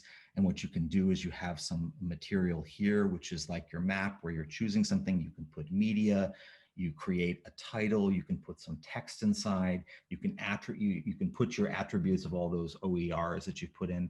And basically, once you've added a number of these, you create this piece. So it's actually like essay writing in the sense it's like putting together paragraphs, right? And so one is learning as a student to sequence an argument or a narrative using both text and image. And I'm going to stop. Yeah, I didn't show you the Game of Thrones because, of course, everybody likes a little bit of Game of Thrones. Game of Thrones here, right? And so you can see it's a fake map, but you can move through, right? And then you've got these little screens that show up, and we're zooming in and out and moving on. It's just this kind of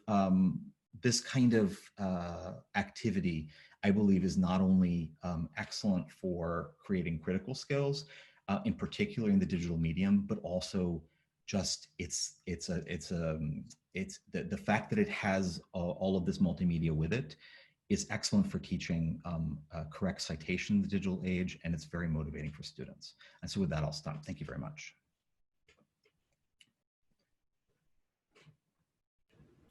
Great, thank you so much, David. That's totally fascinating, and I'm sure will engender many questions. I think there's fascinating analogies with storyboarding, right? You know, with any of this kind of activity as we build out, and I really appreciate thinking about a research paper in a completely different way, certainly with the visual components. So thank you. So next we're going to hear from Professor Nick Paul, who's Associate Professor of History and Director of Medieval Studies at Fordham University. His research and teaching relates to medieval political cultures and the Crusades, and he's the author of To Follow in Their Footsteps, The Crusades and Family Memory in the High Middle Ages, as well as editor of a number of books, including Remembering the Crusades, Myth, Image, and Identity, and together with Laura Morreale, The French of Outremer, Communities and Communications in the Crusading Mediterranean. And there are, I'll say, fabulous maps that go along with that, and with many of Nick's projects as well, which he may mention. Most recently, though, he and some Fordham colleagues have edited Whose Middle Ages? Teachable Moments for an Ill-Used Past. And he spent this past year, 2019-2020, and is still under lockdown as a Fulbright Birmingham Scholar at the University of Birmingham in the UK, where he continues research on his project, Theaters of War, Status, Power, and Performance on the Eastern Crusading Frontier. And together with Wolfgang Müller, he has recently completed an edition in translation, first ever edition in translation of the 13th century narrative, How the Holy Cross Came from Antioch to the Monastery of Bologna, which should be in print soon. Today, Professor Paul is going to speak to us about telling the past and researching in the present using podcasts in pedagogy. Nick. Thank you, Anne. Can you hear me? Can you thumbs up? Okay, great. I hope this site, there was just a little glitch with the internet. But thank you very much for that introduction. And Lauren Ann invited me here today to discuss my experience with the use of podcasting in the medieval history classroom with all of you, and I'm happy to do that. At the outset, however, I should note two important caveats.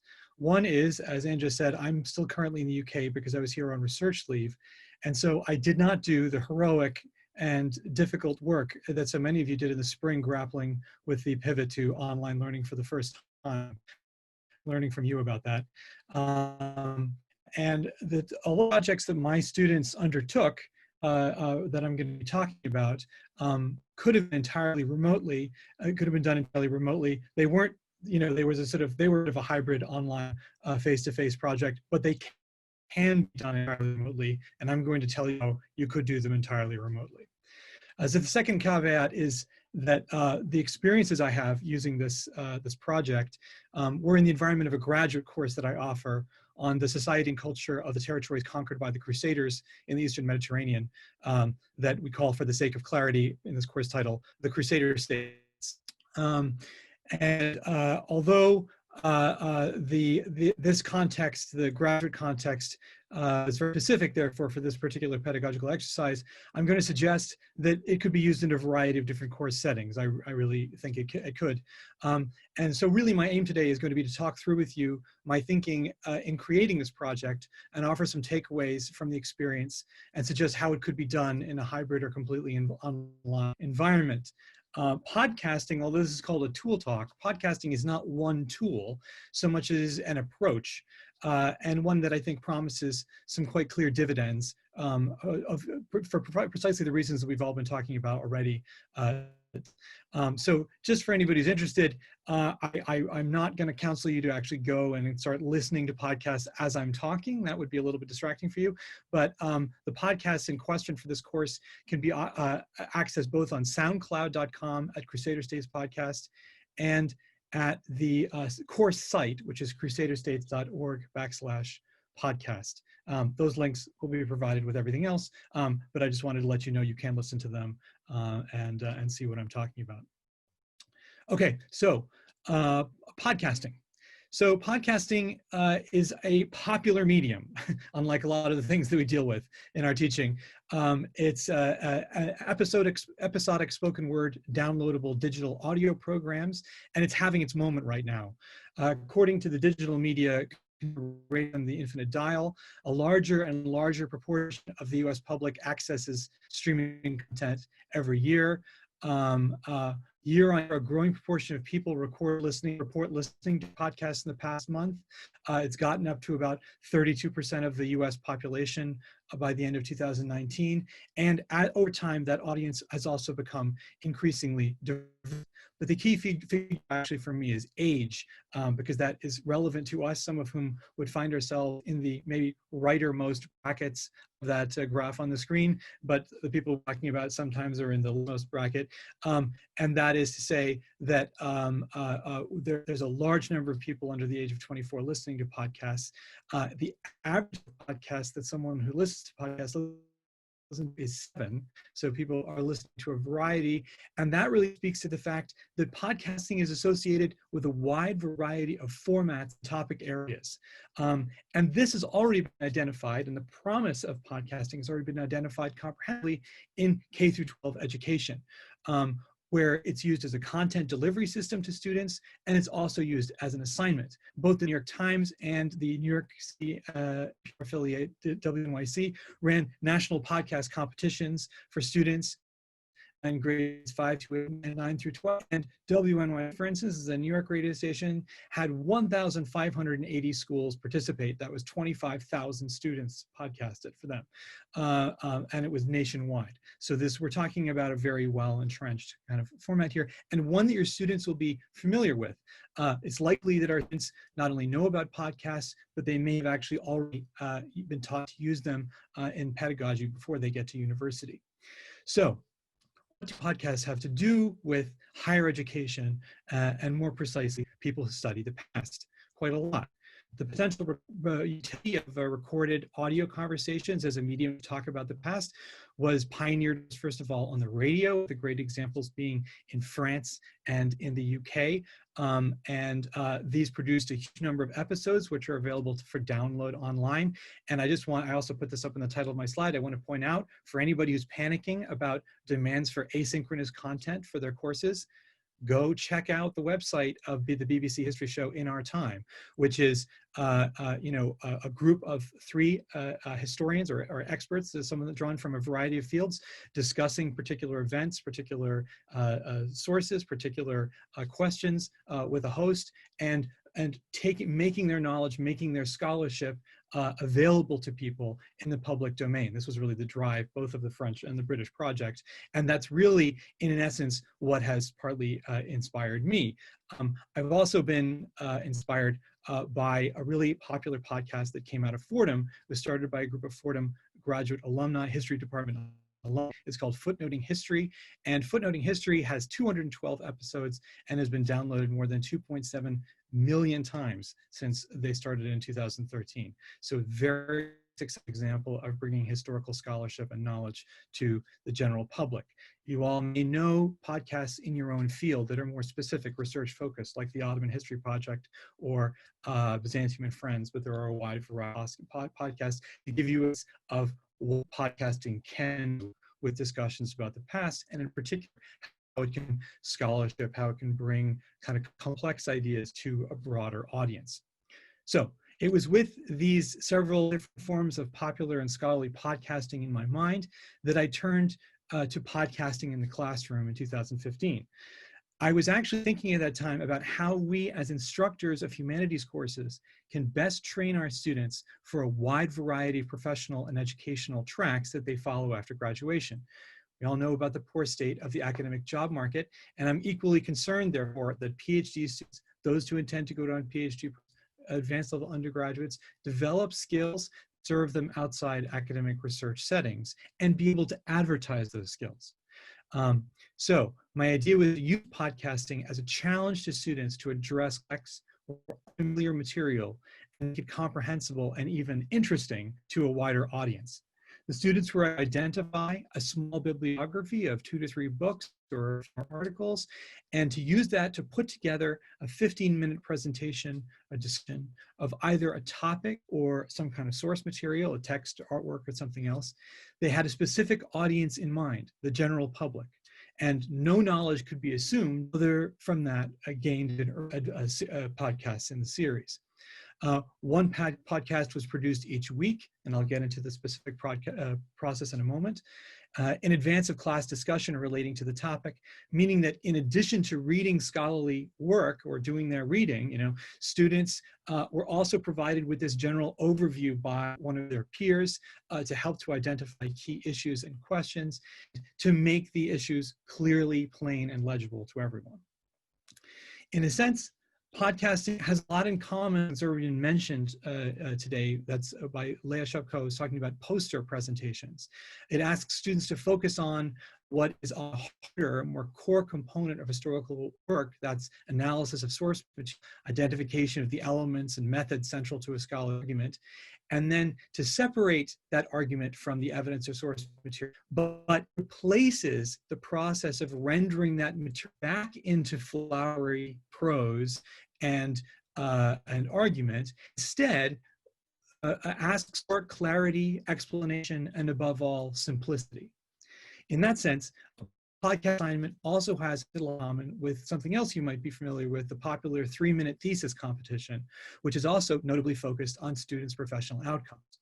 What particularly attracted me to podcast, though, is that with the right coordination effort on the part of the student and the instructor, it would give the student a tangible product to take away from the class that could be sent to anyone, a potential PhD mentor, a future employer, that would elegantly articulate the student's ability to process complex and unfamiliar information. So, just to go through, some of the learning objectives and advantages of podcasting in my eyes. So it asks students to obtain mastery of material outside the classroom on their own. It asks them to digest the complex materials in original ways, not always the same way, not always just to make a new argument in a paper, right? It asks them also to come up with new modes of communication, to devise a format for communicating their orientation, to locate a narrative or a hook in the material for a general audience, to confront the problems of exclusionary expert or scholarly discourses, and to have in the end a sample for job or grad school application. It also actually gives you a little bit of experience in sound engineering technology. It makes you think about the sound of your voice, makes you think about sound in general, how it works. You learn a little bit about how to edit sound and how to make a presentation sound their best. And I think most of all, as an advantage for us right now in the full hybrid classroom, assignments are achievable remotely, completely remotely, requiring little more than the technology required to access a classroom via Zoom. right? If you can do that, you've already got everything you need to do the podcast. And feature produces asynchronous content to combine with other content for class meetings, something that I think we're all thinking and maybe worrying a lot about right now. So more than the two-dimensional space of a poster presentation, and more even than other online platforms like websites, podcasts provide a great deal of room for creativity, originality, and a unique kind of intimate engagement with the listener. Students who could and did explore a wide, students in my course did explore a wide range of formats, incorporating digest, analysis, commentary, interviews, debate, and correspondence formats.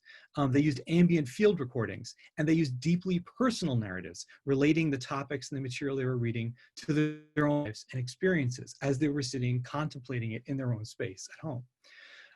So for instance, for field recording, one went out to a museum, to the Cloisters Museum, field views with the curators there about particular objects in their collection. Another student spoke about shared use of religious space based on their experiences on pilgrimage, and that was an intensely personal kind of podcast. All of this yields, I think, an unparalleled portrait of a student's potential as a communicator, and also something about them as a person, reaching beyond the more traditional assignments we set for them. It frees students who might dread in-class presentations, but embrace the opportunity to speak about their work either at home or in a different environment. Moreover, I think podcasting is particularly compelling for medieval studies because it involves explaining or relating the unfamiliar, which is a key component to our challenge. The interview or debate allows students to explore competing perspectives collaboratively with each other. A narrative or confessional style of podcasting allows them to relate what connection they have made with the material. So practicalities, how does this work in practice?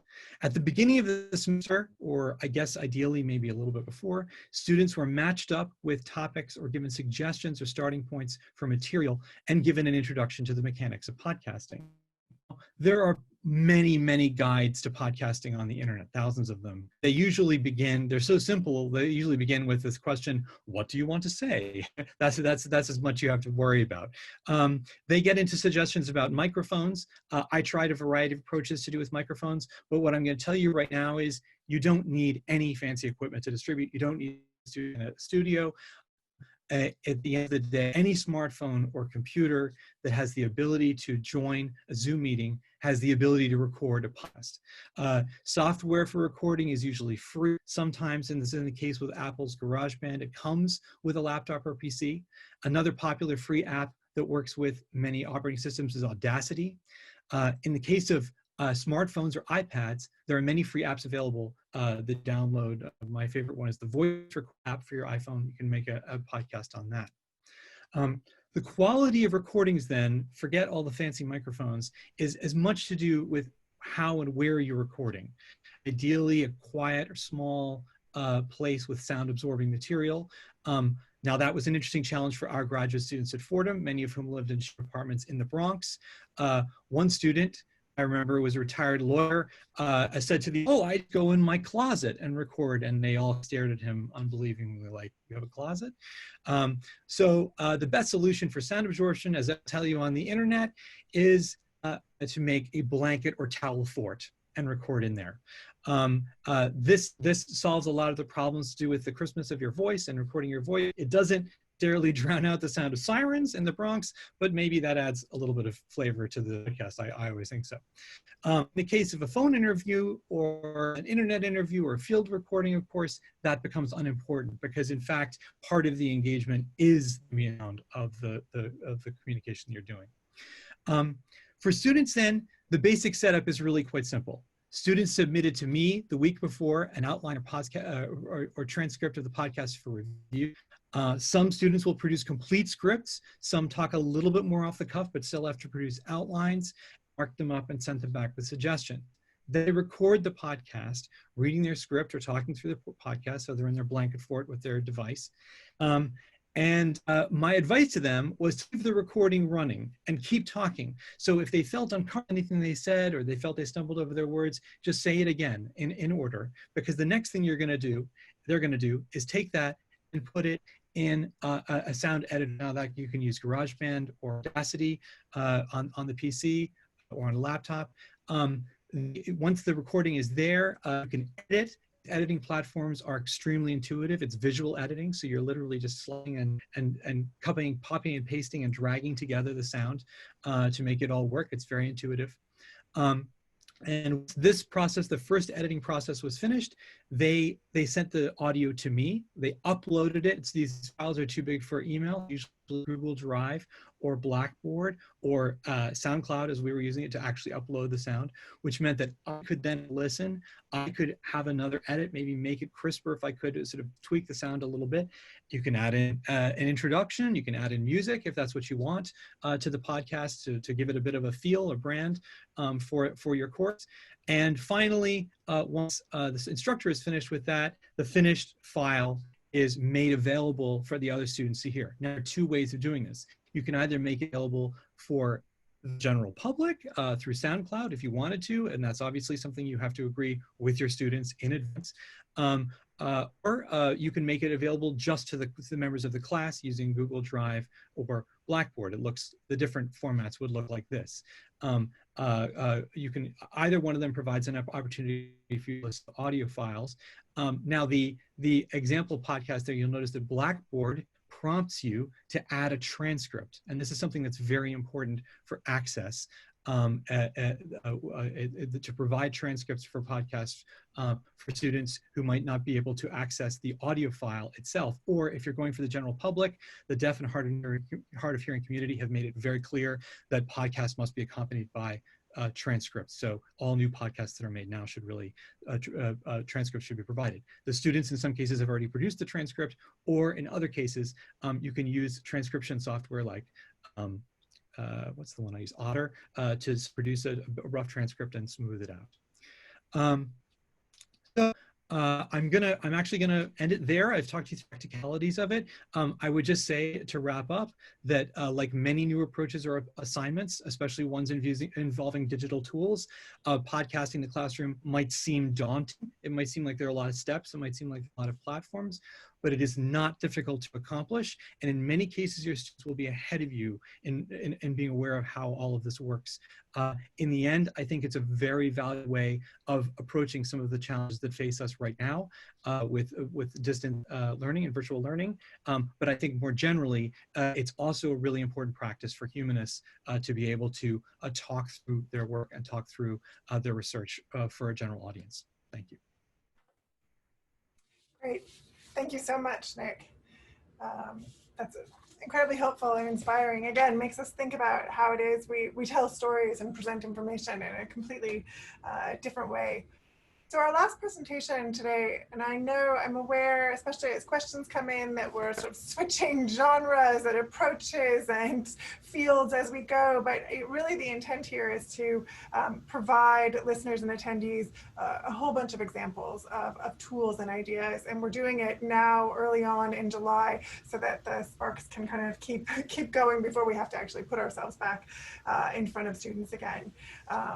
So with that in mind, we're going to now hear from Elizabeth Lastra, who is an assistant professor of art history at the University of Hong Kong, where she teaches courses on the art and visual culture of medieval Europe, the Mediterranean, and the Islamic world.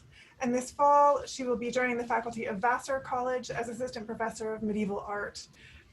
Her research focuses on Northern Spanish art and society in the 11th and 12th centuries, addressing specifically the intersecting issues of pilgrimage, urbanization, and social and religious authority.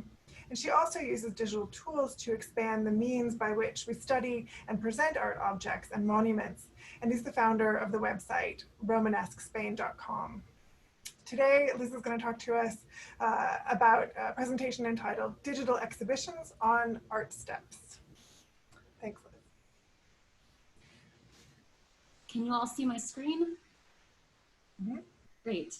Well, great to be speaking with you all today, and thank you, Anne, Laura, Lisa, and the MAA for organizing this session. I've already learned a lot today. I'm excited to integrate these new methods into my teaching. So today I'm going to talk about another teaching or assessment tool, and that's virtual exhibitions. And I'm also going to introduce a program that's great for doing this called Artsteps. So I actually first did this project in my course, Introduction to Islamic Art and Architecture. And I assigned this project and taught this course for the first time in spring 2019. So actually, in a way, it sounds like the other panelists before the COVID crisis and the current situation that we're in. But now all of these methods, I think, are becoming all the more important. And I plan to do this project again this semester, this fall. So at that point, what my thinking is in trying to create different kinds of assignments that build different skill sets and also that introduce variety to student learning. So I'm not, say, trying to replace the research paper. I still assign research papers. But like our other presenters today, how do we do different kinds of assignments that introduce different skills that might be useful across careers and that will filter back to their writing and to their communication? So let's start with talking about this virtual exhibition project. So I'm going to take you through the assignment that I gave. So the assignment was to curate an exhibition using the free online program Artsteps. And I want to give a quick shout out to fellow medievalist Tracy Hamilton for first introducing me to this great program. And I'm saying that it's a fantastic program because it's completely free, completely open access. So you can use it at any institution and your students can all work from home with Artsteps, which, as we're seeing, is particularly important in a moment like right now. So I had my students first select a topic within the scope of the class. And for my class, this was the arts of the Islamic world from the 7th through the 17th centuries. And I'm sure you're all thinking that this kind of project, a virtual exhibition, obviously lends itself to the art history classroom. But think about other ways you can use this in different disciplines. For example, you could use objects to talk about a history topic. You can use manuscripts to talk about a text. Within my class, I had students try to choose a topic that had to do with a particular theme from the class, perhaps an Islamic dynasty, a time period, an artistic media like calligraphy, for example. And then they started to conduct research on that topic, or actually they're conducting a bit of research at first to get to that topic, and then further narrowing it down. Now, this stage isn't too different from a research paper so far. But then I had students start to select objects. So I had them choose 8 to 10 objects to illustrate their topic or argument. And again, this could be however many or few you want based on the scale of your assignment. So what's interesting is this actually isn't so different either from something like a research paper, because we're asking students to amass evidence for their topic or for their argument. But sometimes we see students just sort of tossing in examples. Instead, with a project like this, when we're making it really emphatic, selecting and thinking about carefully these 8 to 10 objects, we're sort of exposing that structure of a lot of our projects. We're sort of creating the skeleton that then they can see. And then hopefully they'll build these skills for other kinds of projects.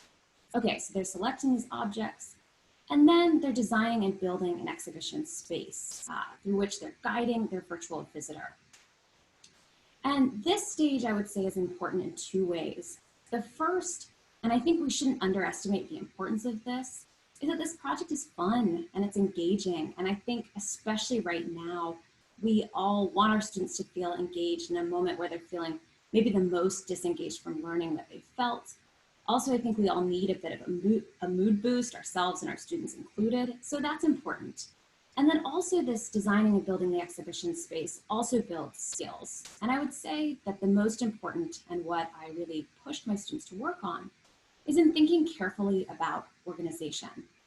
And again, like in selecting these illustrative examples for their space, in thinking about organization, we're making this more emphatic and more visible in a project like this. Because suddenly students are creating this sort of spatial area to bring a viewer through movement.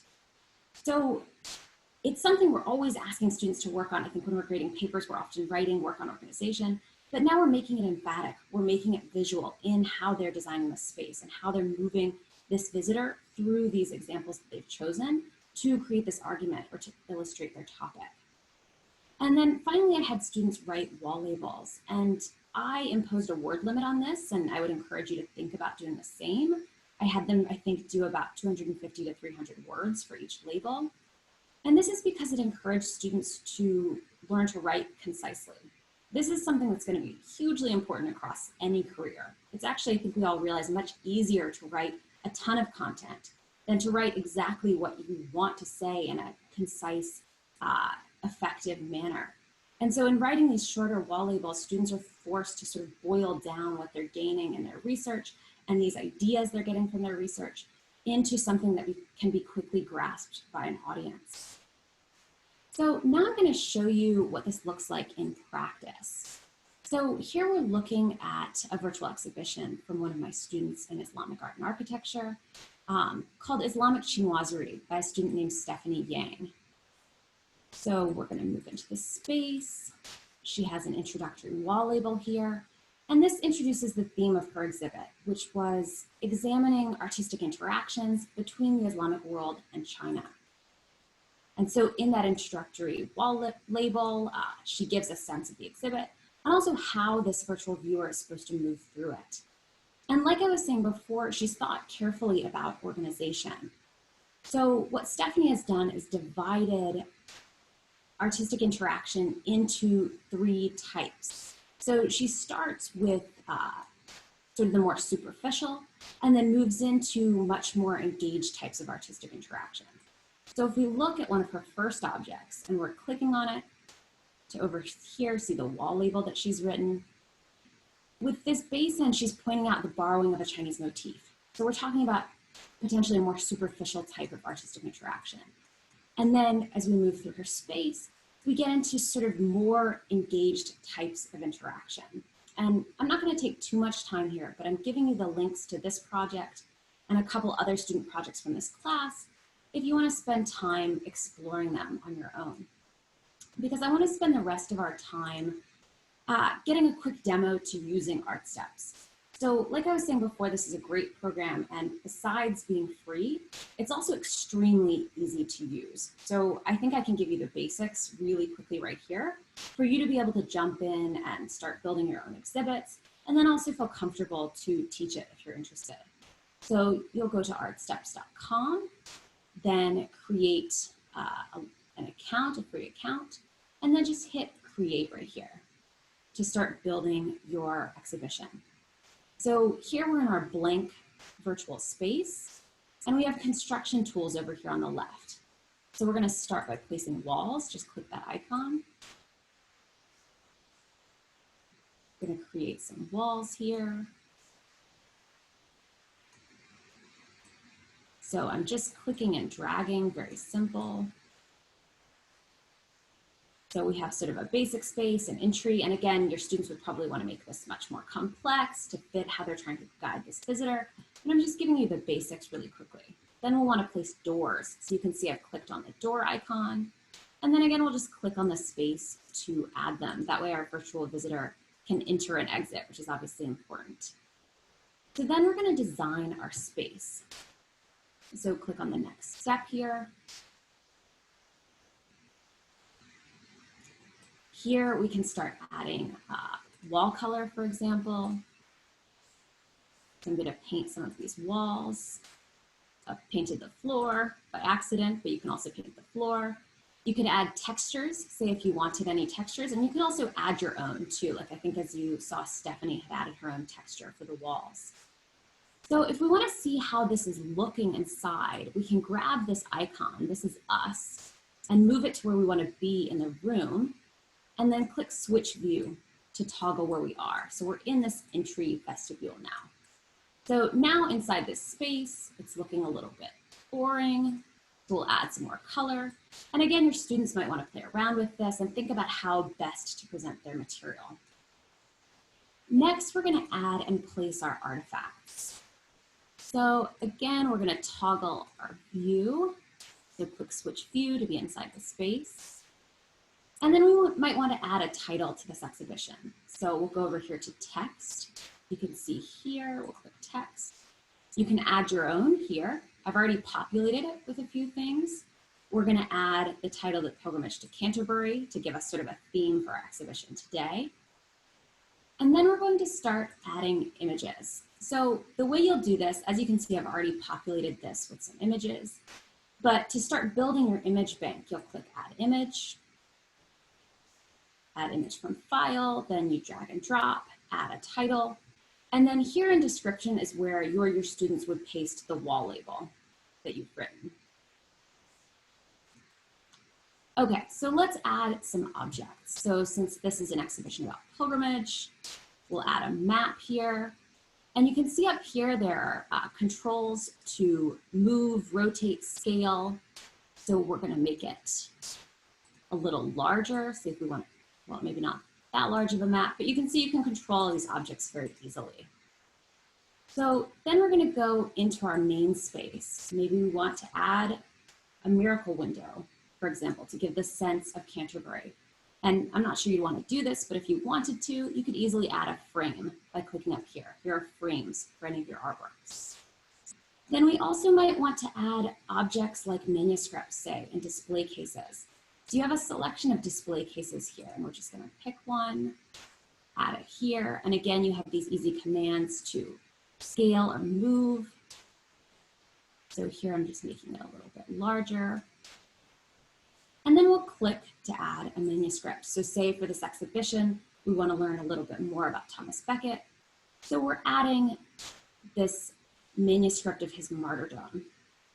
And so as you can see, this looks a little odd. It's much too large for the display case. So again, we're going to scale it. We're going to rotate it, move it, which this would then say, let us add another manuscript here if those two, say, work together or your student wants to add a comparison. So here you're getting a quick introduction to how you add these objects. And then next, your students would potentially plan a guided tour. Now, virtual visitors can either explore entirely on their own, or they can use a guided tour created by the students, say, to take them in an exact path around these objects. So we click Add Guide Point. We would say introduction, welcome to, or add whatever text you want at that first point. We're going to add this guide point, if it's the introduction, to our entry space. And then something else that you could do here, and this is a little bit along the lines of what Nick Paul was just showing us with the podcast, which was really inspiring, is you could also create an audio guide with this if you wanted to, say, add to this assignment, or say if you wanted to replace the wall labels with an audio guide instead. And this addition of guide points allows you to add audio at each of these guide points. So as your virtual visitor is going through this tour you've created, students can also add this audio to each spot to, say, narrate or discuss what the person is looking at. And then finally, just click to publish. So if we want a cover image, we just scroll to that spot and click capture, and then add a title, and then toggle to public and save. And then you have a virtual exhibition. So very, very simple, very user-friendly and easy for students to use. And also to make this even simpler for students and for any of you guys, if you're interested in using this, doing this kind of project, I created a user guide for my students in Islamic art and architecture to sort of take them through the process of creating these exhibitions. And I'm going to share that on the Middle Ages for Educators website, so that you can use it to work with Artsteps, or feel free to share it and use it in your classes. So finally, one more thing that I had students do along with this project is an exhibition catalog. And this is useful for both you and them. And it's actually not too much extra work for the student, because in creating these wall labels, students will want to use a word processor like Word anyway. They need to be able to edit the labels. They need to be able to add bibliographic information. So in doing that, I had them compile these exhibition catalogs. And you're looking at an example by a student named Charlie Shen. And for us teaching the class, these are really useful in that you have something that you can be commenting on and adding your feedback really easily. So what I did is while exploring their virtual exhibitions, I also had the exhibition catalog on the side, so I could be giving specific feedback on the wall labels and also larger feedback about their exhibition space. So I'm just finishing with a few links to sample projects from students that have been willing to share their work for you to take a look at. The first is Stephanie's that we just explored a little bit earlier. Again, feel free to use the user guide that I'll post on Middle Ages for Educators. And I also want to draw your attention to next week's webinar. There'll be a presentation by Pamela Patton and Olena Gertzman, also on creating exhibitions in the classroom. And that one I think will be really complementary to this one. And in that they'll be talking a little bit more about the pedagogy behind these kinds of assignments, and also talking about their own experiences teaching with exhibitions as assignments. So thank you so much for listening, and I look forward to your questions.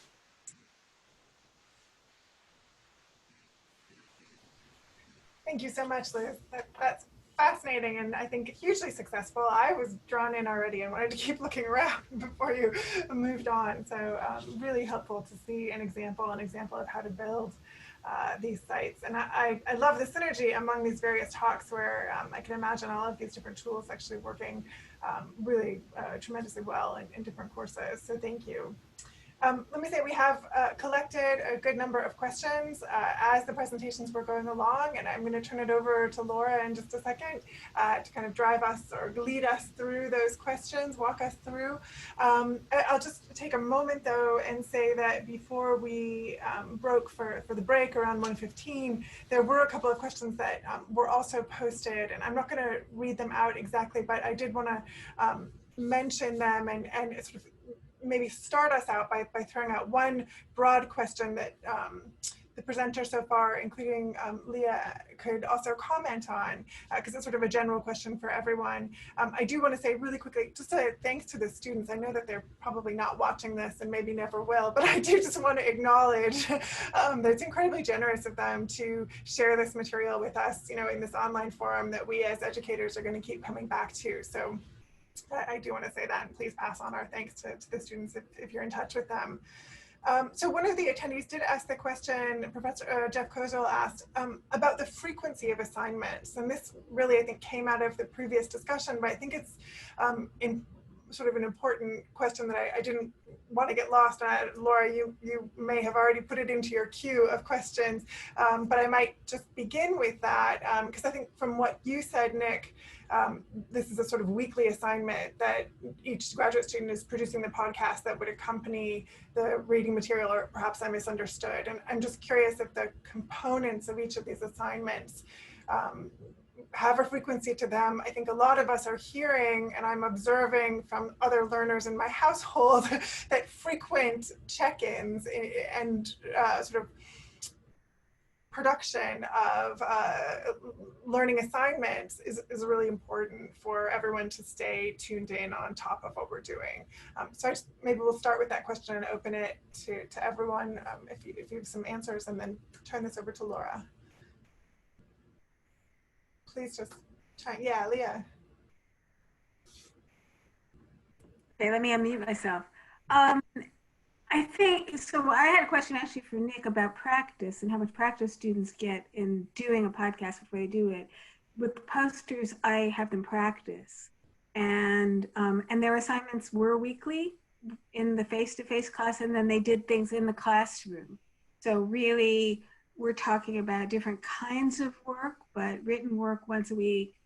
And when I moved online, they were still doing written work once a week, but a homework assignment, but then they were required to engage in discussions. So it was still sort of keeping that same balance. But with the posters, I know that the first poster they do by hand with Sharpies. And so I sort of have a question for Liz, which is how to get students to focus on content and not the aesthetics of things. And so for Nick, my question is, how much practice do students have doing those podcasts? So this answer is going to be a pre-COVID answer, right? Because it's the answer is that I mean, I both prepared a first podcast as a demo in the first class and walk them through my process of making it. But in the context of, and we talked a little bit about it in class, in the context of the second class, when I began to use a little bit more of the resources of our communications department, I could take individual students who were about to do the podcast and show them the suite and say, this is how you use the microphone, and this is sort of how you turn it on, and even practice. And even one student wanted me to be there while they recorded it because they wanted to be talking to someone else. But the answer is, I mean, you could walk through students through this online, no problem, because it's quite simple. The key thing would be for you to practice, right, beforehand, so that you can quickly show them how these different applications work. But the thing is, the end goal here is a 15-minute long recording. They might try that a few times. I mean, so that they've got and how much time would it take them to write a paper? Would be a lot more than that. They've got time in there to both work out the details of what they're going to say, but also to record times, give it a try. So there's room for practice built in because it's such a short recording. I should also mention the other key part of the time here is how much time it's going to take the instructor to read, but also to listen to all of these podcasts and turn them around, right? That scales up depending on the class size. You've got to be thinking about that. But again, 15 minutes, once the student has edited it themselves, so it's not going to be more than 15 minutes. 15 minutes is not tough. And it's, you can do it on the subway. That's what I did. So thank you also, Leah, for the question. So that's something important about the project to think about. How do they not just get obsessed with building that space? Although on the other hand, it's nice to have something that, like I said, is a little bit uplifting and fun. In the time I taught this class, I actually found that they left the building of the exhibition spaces more until the end.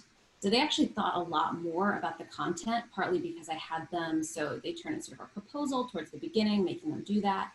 Then they present, like, I think I had them do 4 of their objects to a small group of their classmates. So not the full class, but it's sort of like a session where they give each other feedback. And that's where it's basically fully content. Now they're allowed at that point to start showing their space, but they're still so in the research that they're not showing the space yet. So I found that actually by having those sort of touch-based points across the semester, they didn't end up getting, say, so involved in the design that they missed out on the content.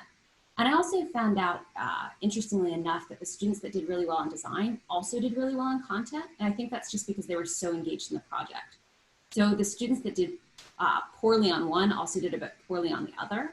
So it wasn't like I had one student going, like a student going entirely one direction and entirely the other. But I think it's having those sort of checkpoints, like we're all saying, across the semester to keep the research project going.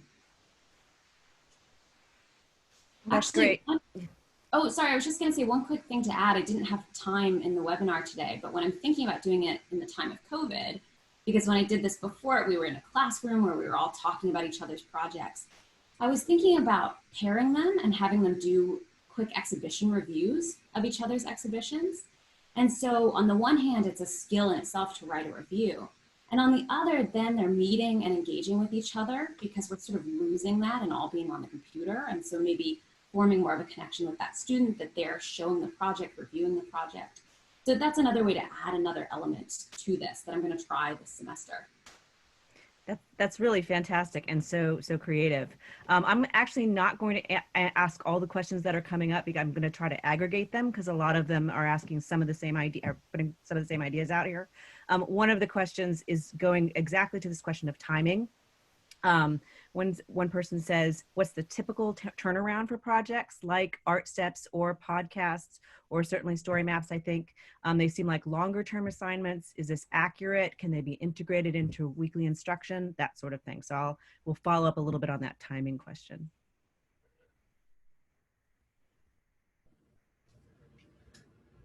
Anyone?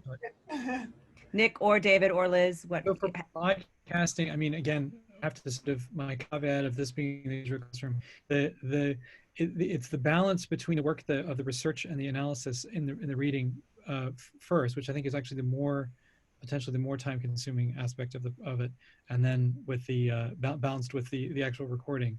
Some students really, I don't think it took them very long at all. Some did want to record it over and over again, but for some students it was fairly straightforward, and the students nice and record it live, to record it in one take. So that the turnaround time would be very fast in that case. Yeah, I would say something about timing. I mean, I think what was interesting about the previous question from Leah was this idea of when something becomes public, right? And so in a platform like Story Maps, you're not recording in real time, right? It's not a voice which is being captured. You're not, it's, I think it's a little bit more like Liz's proposal in the sense that you sort of put it together block by block, right? And the blocks can be rearranged. It's actually surprisingly like writing an essay. And as such, I think it's really, I actually like to give it, it's not a fast, it's not done best when it's fast, right? I mean, obviously, if you, you don't want this to take over an entire course, right? But you really have to keep in mind those ideas of backward design. What is required in order to carry out this, right? And how can I plant, right, in previous sessions of my course, elements that lead toward those steps, right? That are content-based and that are intellectual and that are like thought-provoking, right? And that way, I think what you end up with just much, much richer projects in the end. And I would say a very similar answer actually to David's, because this is, for me, it's a semester project. And so students are building these ideas, doing this research across the whole semester. Now, I can see how you could use some of these tools in sort of shorter modules. Like, for example, if you had students working on an exhibition with Artsteps together, maybe they could do it in a shorter amount of time because they each, say, be working on an article and then they do something with that. So there are probably ways to use it, say, in just like a 2-week or 3-week or something. But to have an individual student do it as a project, I think it has to be across the semester because they're building these skills in the class. You want them thinking deeply about this research to make a good organization here, to choose the right objects.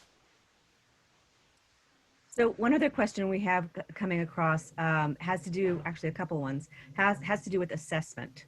And I think that's a really great question because of course we think of our projects, but we have to go all the way through to the end and assess the work that students do. So I was just wondering if any of you can talk about how you assess, whether you have rubrics. I know David has a rubric that he uses, but how do you assess these projects?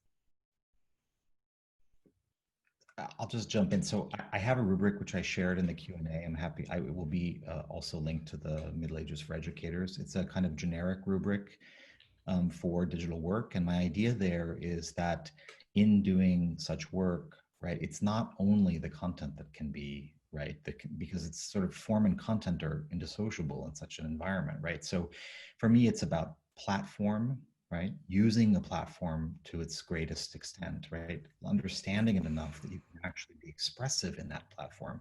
For me, it's a kind of a new rhetoric, right, that we need to instill in our students. But there's also things like, are your, you know, have you cited correctly? Citation in a digital medium totally is different, right? It's not the same thing as having a APA or Chicago or whatever it is, right? It's actually, you know, an embedded link, right? As we see in the newspaper is a form of citation, right? Or, you know, and so thinking about reuse of material is definitely built into my rubrics. I also try to link that, I try to bring it back also to the learning objectives. So I put, I tweeted a slide of possible learning objectives, right, that one could match with a story map. And so from learning objective all the way to a rubric, which by the way is not the rubric that I would use for absolutely everything. It has to be modified for the particular stages of an assignment. It's really important because it also gives the students a roadmap, right? It says, these are the things that I'm aiming for in doing this assignment. So they don't get wrapped up in all the tech.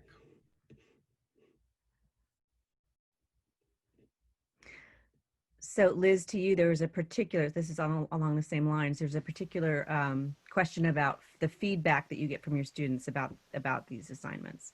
What do they say to you? Oh, yeah. So this one, they really enjoyed it.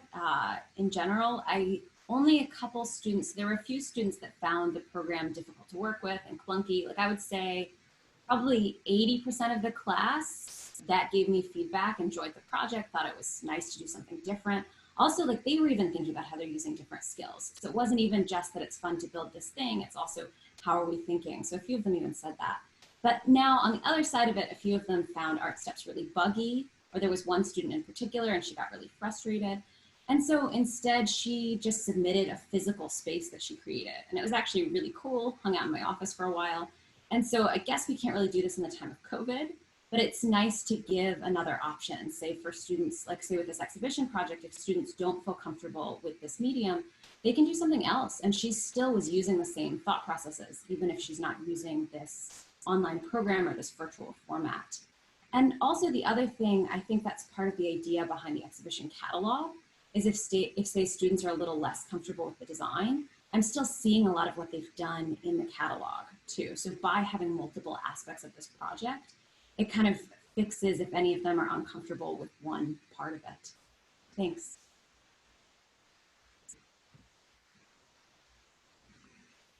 Anyone else? By and large, do it again. I'm doing it again, so it was great. I'm just wondering if anyone else wants to brag about what their students said about how great their assignments were. Well, I would say that students, they actually, it depends on the skill level of my students, right? So remember, I teach in some courses, I don't teach like a medieval literature course, right? It's actually maybe, let's say, a general education course, right? And in that course, I would have students coming from many different majors. And so for some students, they actually think it's too easy, right? I mean, for them, it's just kind of like, oh, that's all I have to do, you know? And so it's a bit, some of them come forward and say that. Some of them are also, as Liz mentioned, completely befuddled, or it just does not work the way that their mind works. And so there was actually a question in the question and answer that I will address about accessibility, about not just accessibility like a kind of cognitive, from a cognitive perspective, but accessibility from a socioeconomic perspective, right? There are people who would be in a home, and that home just does not have a screen that's okay to do the kind of work. They might only have a tablet and not a laptop. And so I think that where I address this particular question of not everyone being able to do everything is it's almost like thinking about assignments and collaborative work like the way a project manager does, right? And you say, okay, so this person has really good skills in that. I'm gonna make that person in charge of visual design. This person is really organized and can do a spreadsheet. I'm gonna make that person the data manager, right? And then this person is like really good in editing, maybe, or whatever. So I'm gonna make this person be the kind of continual proofreader.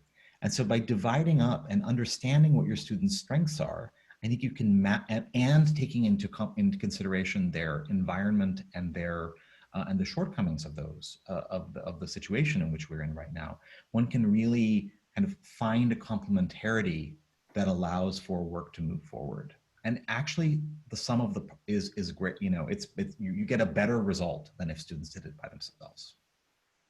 Actually, just want to put on really quickly to what David was saying, because it made me think. So I think in terms of the satisfaction with this project, or maybe these kinds of projects, the kind of project you're doing, the level of the class matters a lot. So when I'm saying I think most students felt satisfied, this was an intermediate towards beginner class, so sort of in between. And I'm thinking of now one student that wanted to do more of a research paper, he had a lot of research he wanted to bring into the project, was maybe a little bit dissatisfied with the wall label format. And so maybe if this was an advanced class, I'd have to rejig this project or do a different kind of project. But so it also depends, I think, on the level of the class and what you're trying to get out of it. I'm going to actually, I know that Nick is waiting to answer a few questions about accessibility, but since I have the floor, I'll just say that it is really wonderful when you can find particular talents that students have. They feel very seen when you tell them, you know, you're really good at this. So that collaborative nature of digital assignments is a beautiful thing sometimes. So I'll pass it to Nick. Thanks. I was going to also say that with these projects, because several a lot of course are in the session, the attendees, so they would just say I was lying if I said everybody really enjoyed it. But you could also ask Laura, since she was sort of the confidant of many of the students at the time, and probably knows exactly what they think about the podcasting. I wanted to address this. There was a question about access and students with particular disorders, which meant that they had difficulty listening for a long time. I don't know whether that would also exclude 15 minutes, But what I would say is my experience with this is like any new assignment, right? That's of the sort of the kind that we've been doing a lot and that our student disability officers are familiar with and are already help with. We have to be ready to deal with a range of different situations and deal with each one of them on its own terms. What my personal experience of this was that I found podcasting presented both opportunities and challenges for students with disabilities. I found that podcasting and in fact vlogging, video blogging, can provide a great supplement to written papers for visually impaired students. That would address some of the issues about having some other stimuli. That in addition to doing a podcast, it's also possible to record video of yourself, and I've had students who've done that very effectively to great effect.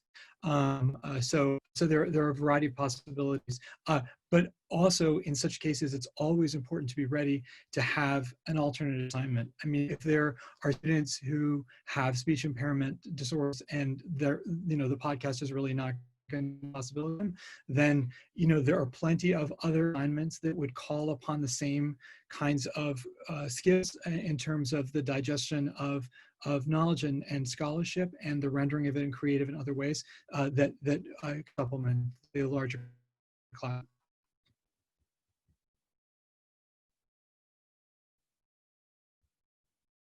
Leah, were you going to comment also?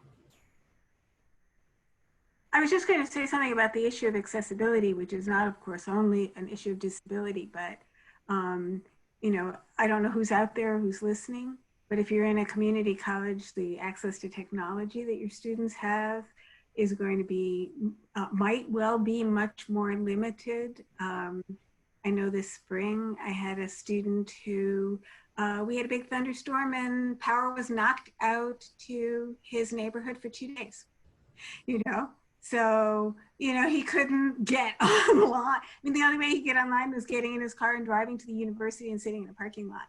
So, so I think all of these things are things that in the new video virtual learning environment, we kind of got to keep thinking about. So it's about flexibility. And traditionally as teachers, we plan a course, we want it all to run the way it runs. And the presentation earlier today stressed the importance of planning.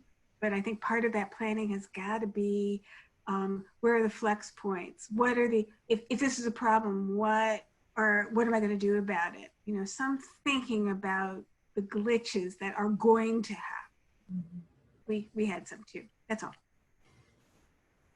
And in speaking perhaps to some glitches or some challenges, we have a question about, someone says, I've given versions of these assignments, but found that in, say, podcasts, students resorted to Wikipedia for their information. What steps do you take to encourage them to expand beyond the most basic sources? That's a perennial question. Yeah, that's good.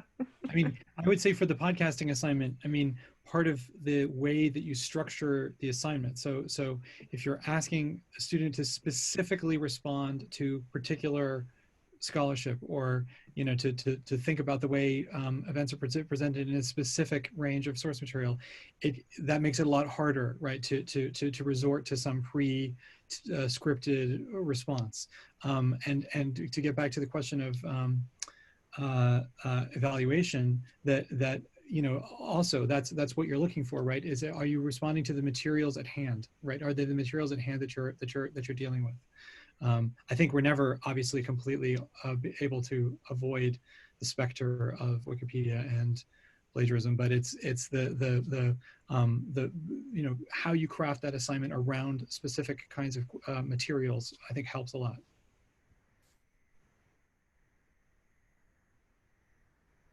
So here's kind of a follow-up for Liz. It says, for students sourcing images for their 8 to 10 objects, what resources did you find most efficient? Were they tasked with searching widely across the internet? Did you direct them to the museum website, such as the Getty? Did they cull from course PowerPoints, etc.? Did you run into problems with image quality on the Artsteps platform? So lots of questions there. Yeah, that's a great question. And it's one I've thought about in terms of a lot of my projects, because sometimes you want them to be using all open access images too. and they're often not always thinking about this, and they're just pulling from somebody's Flickr. So often the easiest one for that is Wikimedia Commons, which by now has actually got a ton of stuff. And again, after the last question, I hate to say we're turning them to a wiki because we're trying to get them to research with academic sources, but then Wikimedia Commons has lots of images. I definitely directed them to museum web pages. And that's great anyway, just in thinking in sort of a curatorial mindset. So actually, I'm trying to remember back to the project, and I think that I gave them a list of resources from the beginning. And that was actually mostly museum web pages so that they can even just start thinking in that way. But then, yes, you're right, that helps with images, but also Wikimedia Commons is a great source for open access images. Thanks. I say something about Wikipedia. I don't vilify Wikipedia. There's a lot of like anti-Wikipedia out there, and I understand what they're getting at, right? We don't want students just cutting and pasting simplified versions of things from popular narratives that exist out there. But I actually think that learning also a great, I mean, we don't have anyone talking about this today, maybe in a future webinar we might, but I think teaching students to write in Wikipedia and to edit in Wikipedia is an amazing skill. And it's a skill which begins to not undermine their trust or erode their trust in Wikipedia, but it actually reinforces it. In other words, people understand what it means to write in the open and on topics that sometimes are like such hotspots and such difficult topics that they encounter real hard debate, right, in digital space. And so I think Wikipedia is one of those things that is actually, I would kind of sequence it with something else so that people understand the nature of that writing and the way that it's come about, because it's come a long way, right? I mean, it's much, much, much better than it ever used to be, but there's lots of pitfalls in it. So anyway, enough said about Wikipedia. I like it.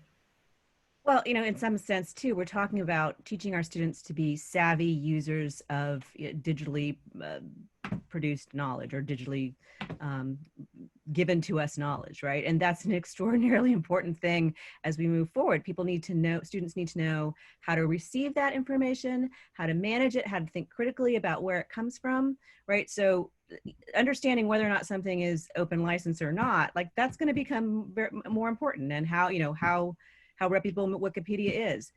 Participating in that, I think, helps them in more ways than just learning about medieval history or something like that. So anyway, sorry, I took over.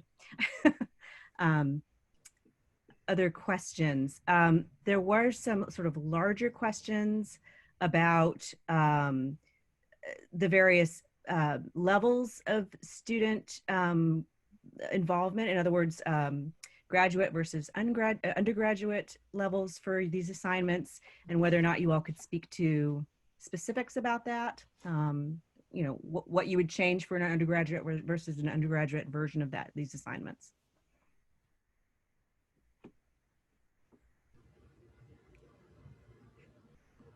Any specifics on that? Yeah. Sure. Like I said, for me, I think I was trying to think of different assignments for kind of intermediate level classes, where often in advanced classes, and certainly in graduate seminars, they're doing research papers, and those skills are obviously really important. But in intermediate classes, how do we use research in kind of different sorts of ways? So I even am looking at this question a little bit backwards, and I was trying to think of what kind of project can I do for this level of class. Now, that being said, you could change it for another level. Like, I think having students do critical reviews is another way to sort of elevate that, especially depending on how much they put into those reviews. Also, I think that's another skill, is in learning how to take critical feedback that is so important in future careers that students need to go ahead and start learning. So I think that's a way I would take it to maybe more of a seminar style class. So for me, what would make the distinction between an undergraduate and a graduate version of that, I would not see a story map as being the culmination of a semester's work, right? I think that it's too limited of a format. I think that I would have probably, also because I tend to teach courses as professor of digital humanities that tend to be very method heavy or method strong, it's method robust, let's put it that way. I would probably use that as an entry point in showing people what might actually be possible working with other forms of geographic representation. So I would maybe reverse the webinar that I gave, which in other words, I started with what was hard and then talked about why it was hard and then kind of walked into more easy things. I might actually turn that around. So take what is a story mapping exercise, which is relatively simple, and then push out in the direction of content creation, which is much harder, right? Modeling data, thinking about how you actually create data that is not just use it, but how you create it and what you imagine your audience, who you imagine your audience is to be, and how you imagine it to be reused and to be archived and be combined with other things. Very complicated. That's like a much higher level, I think, of data and information literacy that I think graduate students nowadays really need. And so I would move from there to higher, maybe even like starting teaching a little bit of coding and more complicated platforms. Great, thank you.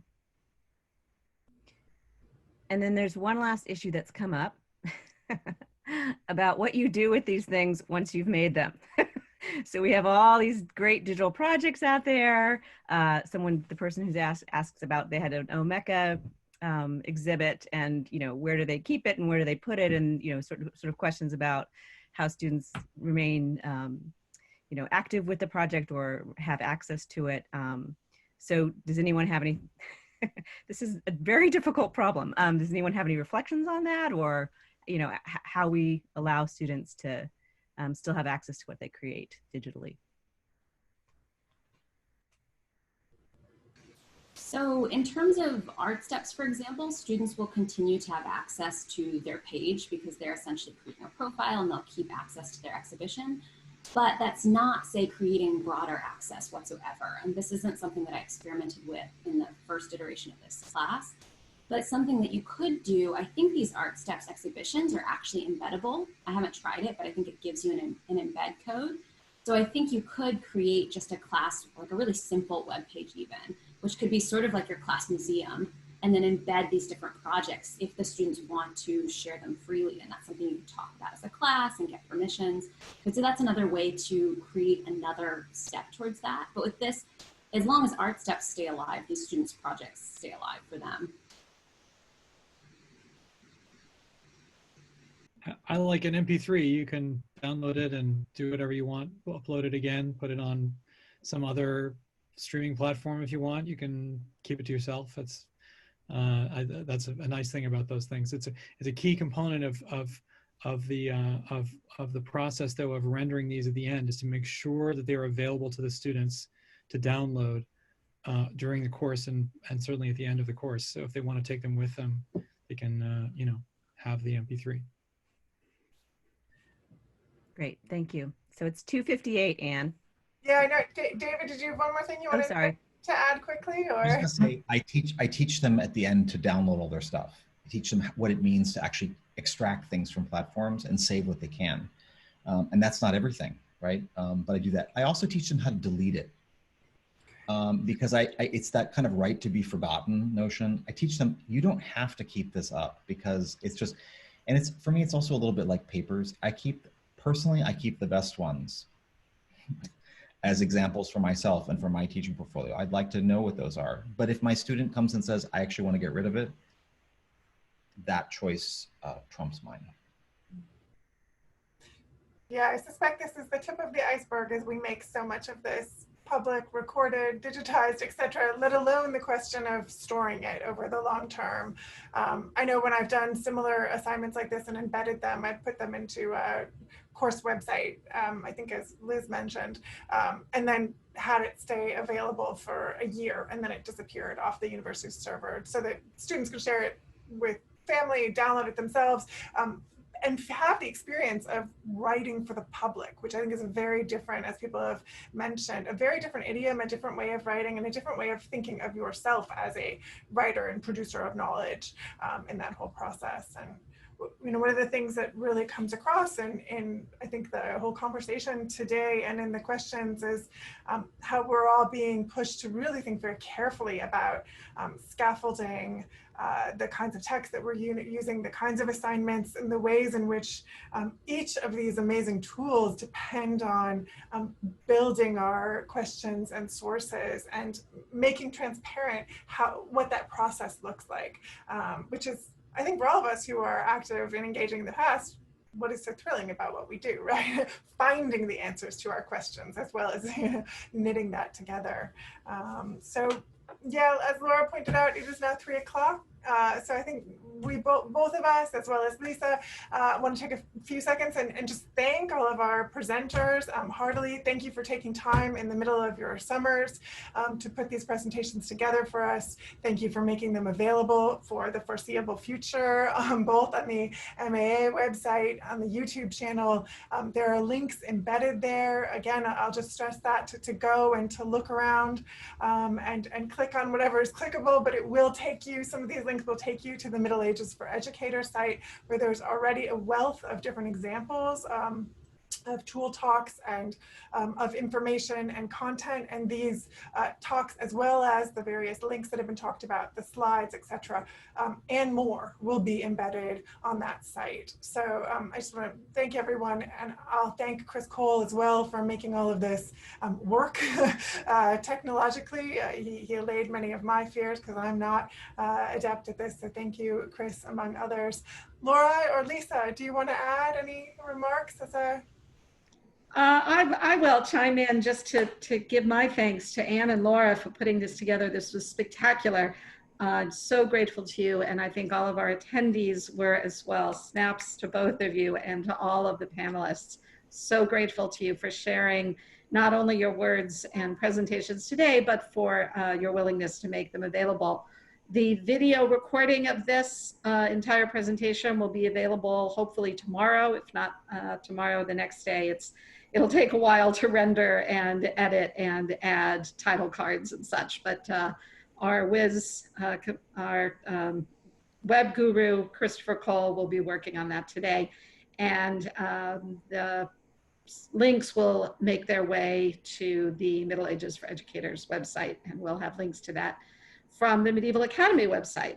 So thank you all again. Thank you all for attending, and please go to medievalacademy.org for information about next week's webinar, which will be also on Tuesday, July 21st, but this one from 2 to 5 p.m. Eastern Time. And then finally, we have another webinar being sponsored by our Inclusivity and Diversity Committee on Race, Racism, and Teaching the Middle Ages, and that's taking place on Monday, July 20th. And you'll find information on that, about that on our website as well. As always, these webinars are free, but they do require pre-registration. So tell your friends, and we hope to see you then. Thanks, Thank everyone. you all so much. See you all. Take care. Bye.